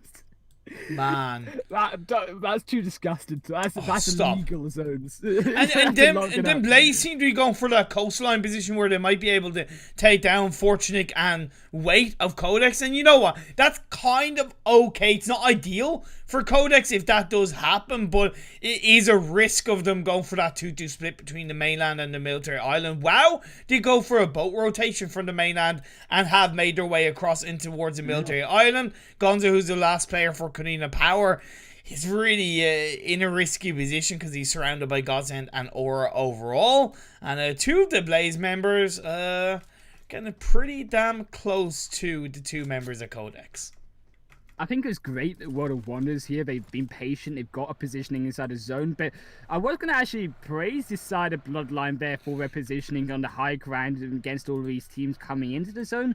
But they have been knocked, almost a second knock onto Alan, because Aura, they're not giving up right now. They're looking for these angles on the little hills and the little peaks of these angles onto the side of Bloodline to finish them off. Yeah, they do still have fire on the bridge, on the very kind of top, you know, bar of the bridge. You do have Onique, Comfy, and Tengri kind of reposition on towards the western coastal line of this circle. And I think, you know, by knocking down a member of Bloodline, it's not the fact that they were trying to be aggressive on that team fight, but what they've kind of successfully done is they've successfully pushed Bloodline away from them, giving them more space inevitably on this next circle shift. Yeah, exactly. And it's going to be super important because if this zone continues to be as unpredictable as it has been, just expect the most crazy of rotations. It obviously is now a waiting game, really, for these teams to see where it goes. I'm also interested to see actually where UDR go, considering that they're still in the C block where they can. I'd like them to rotate a little bit more into this zone, get some advantage, some vision on where these teams are, because they've not gained any of that all game. They don't have really much of an idea about where these enemies are. Kind of a little bit similar with Godsent. Godsent maybe being kind of, although I can forgive Godsent a bit more, but they were maybe a little bit slow in their rotation. The blue zone is closing in. They might get close to a couple of the Blaze members. They are opting for that coastal mainland position for now. It is still inside the circle, but are they kind of banking on the circle staying in the mainland as it does shift down to Military Island? I think Pocus is AFK there, unfortunately, just kind of ate the blue zone up. Also natural. I don't really know what's happening to him. They're sort of just consuming the blue zone, ImPERium. Are the members of UDR Killers AFK then? I would think so. Either maybe that's why. Prediction. Okay, so that's why. I don't know what happened, but yeah, it's clear that they're AFK. So yeah, whatever, it is what it is. But now, as you know, the side of Codex, have they had 900 IQ where the two members who are inside the water, they're going to be able to kind of stay there, as we do have a kind of a 50-50 water mainland circle. Keep in mind though, Blaze and Godsent, though, Godsent crashing into the compound of Blaze right now on the northern side. Still that final fight to go ahead. Can they find it? Let's see what they can do. I think it's very important if they do win this team fight. But Blaze is going to get knocked down onto Marley. Return fire by Navy. That's going to be another knockdown, another kill. Daphne God is going to be on his own. He finds Rokus in the 1v1. Two members of Godsend are knocked down. Reza Marley. It's just Navy. That's the last player standing for his side. As far as the side of Blaze, it is just Daphne on his own. He's able to pull off a first aid kit, so he is very nicely in a position to take this 1v1 against Navy. 5 seconds until the blue zone closes in on phase 4. The tick damage is going to be a little bit trickier to deal with, but I don't feel it'll have a huge effect on these two players. Of course, Daphne God is going to be the first one to chunk it a little bit more. He goes for the pre-fire shots, and he gets a clean squad wipe on to the side of Godsend, and now he has to try and make his way in towards the circle. I feel like he's going to be swimming with the fishes as he desperately finds a way out of the blue zone. What even happened to Corcoran right there? Did he die? Did he get blown up in that cart? I don't know. I don't know, but I do see Daphne God jumping off this whole cliff. Look at him go, ImPERium, halfway into the zone already. And now down to the outsider. One might say he jumped off that cliff like a blaze of glory. That it was just like, you know. Man, so punning ImPERium. You're killing me, man. Oh my god, but the next circle Look at his own does shift, Codex. shift in towards the mainland, and that's really helping Codex. Wait and Forsnick have been able to kind of stay inside this game, but not yet inside the circle. UDR killers will go out. We do have Bloodline still up as a full squad. That is something to think about. And Aura are also up as a full squad. Yeah, definitely that third-party potential could come in, especially if Bloodline look to take this high ground advantage that Codex have acquired for himself.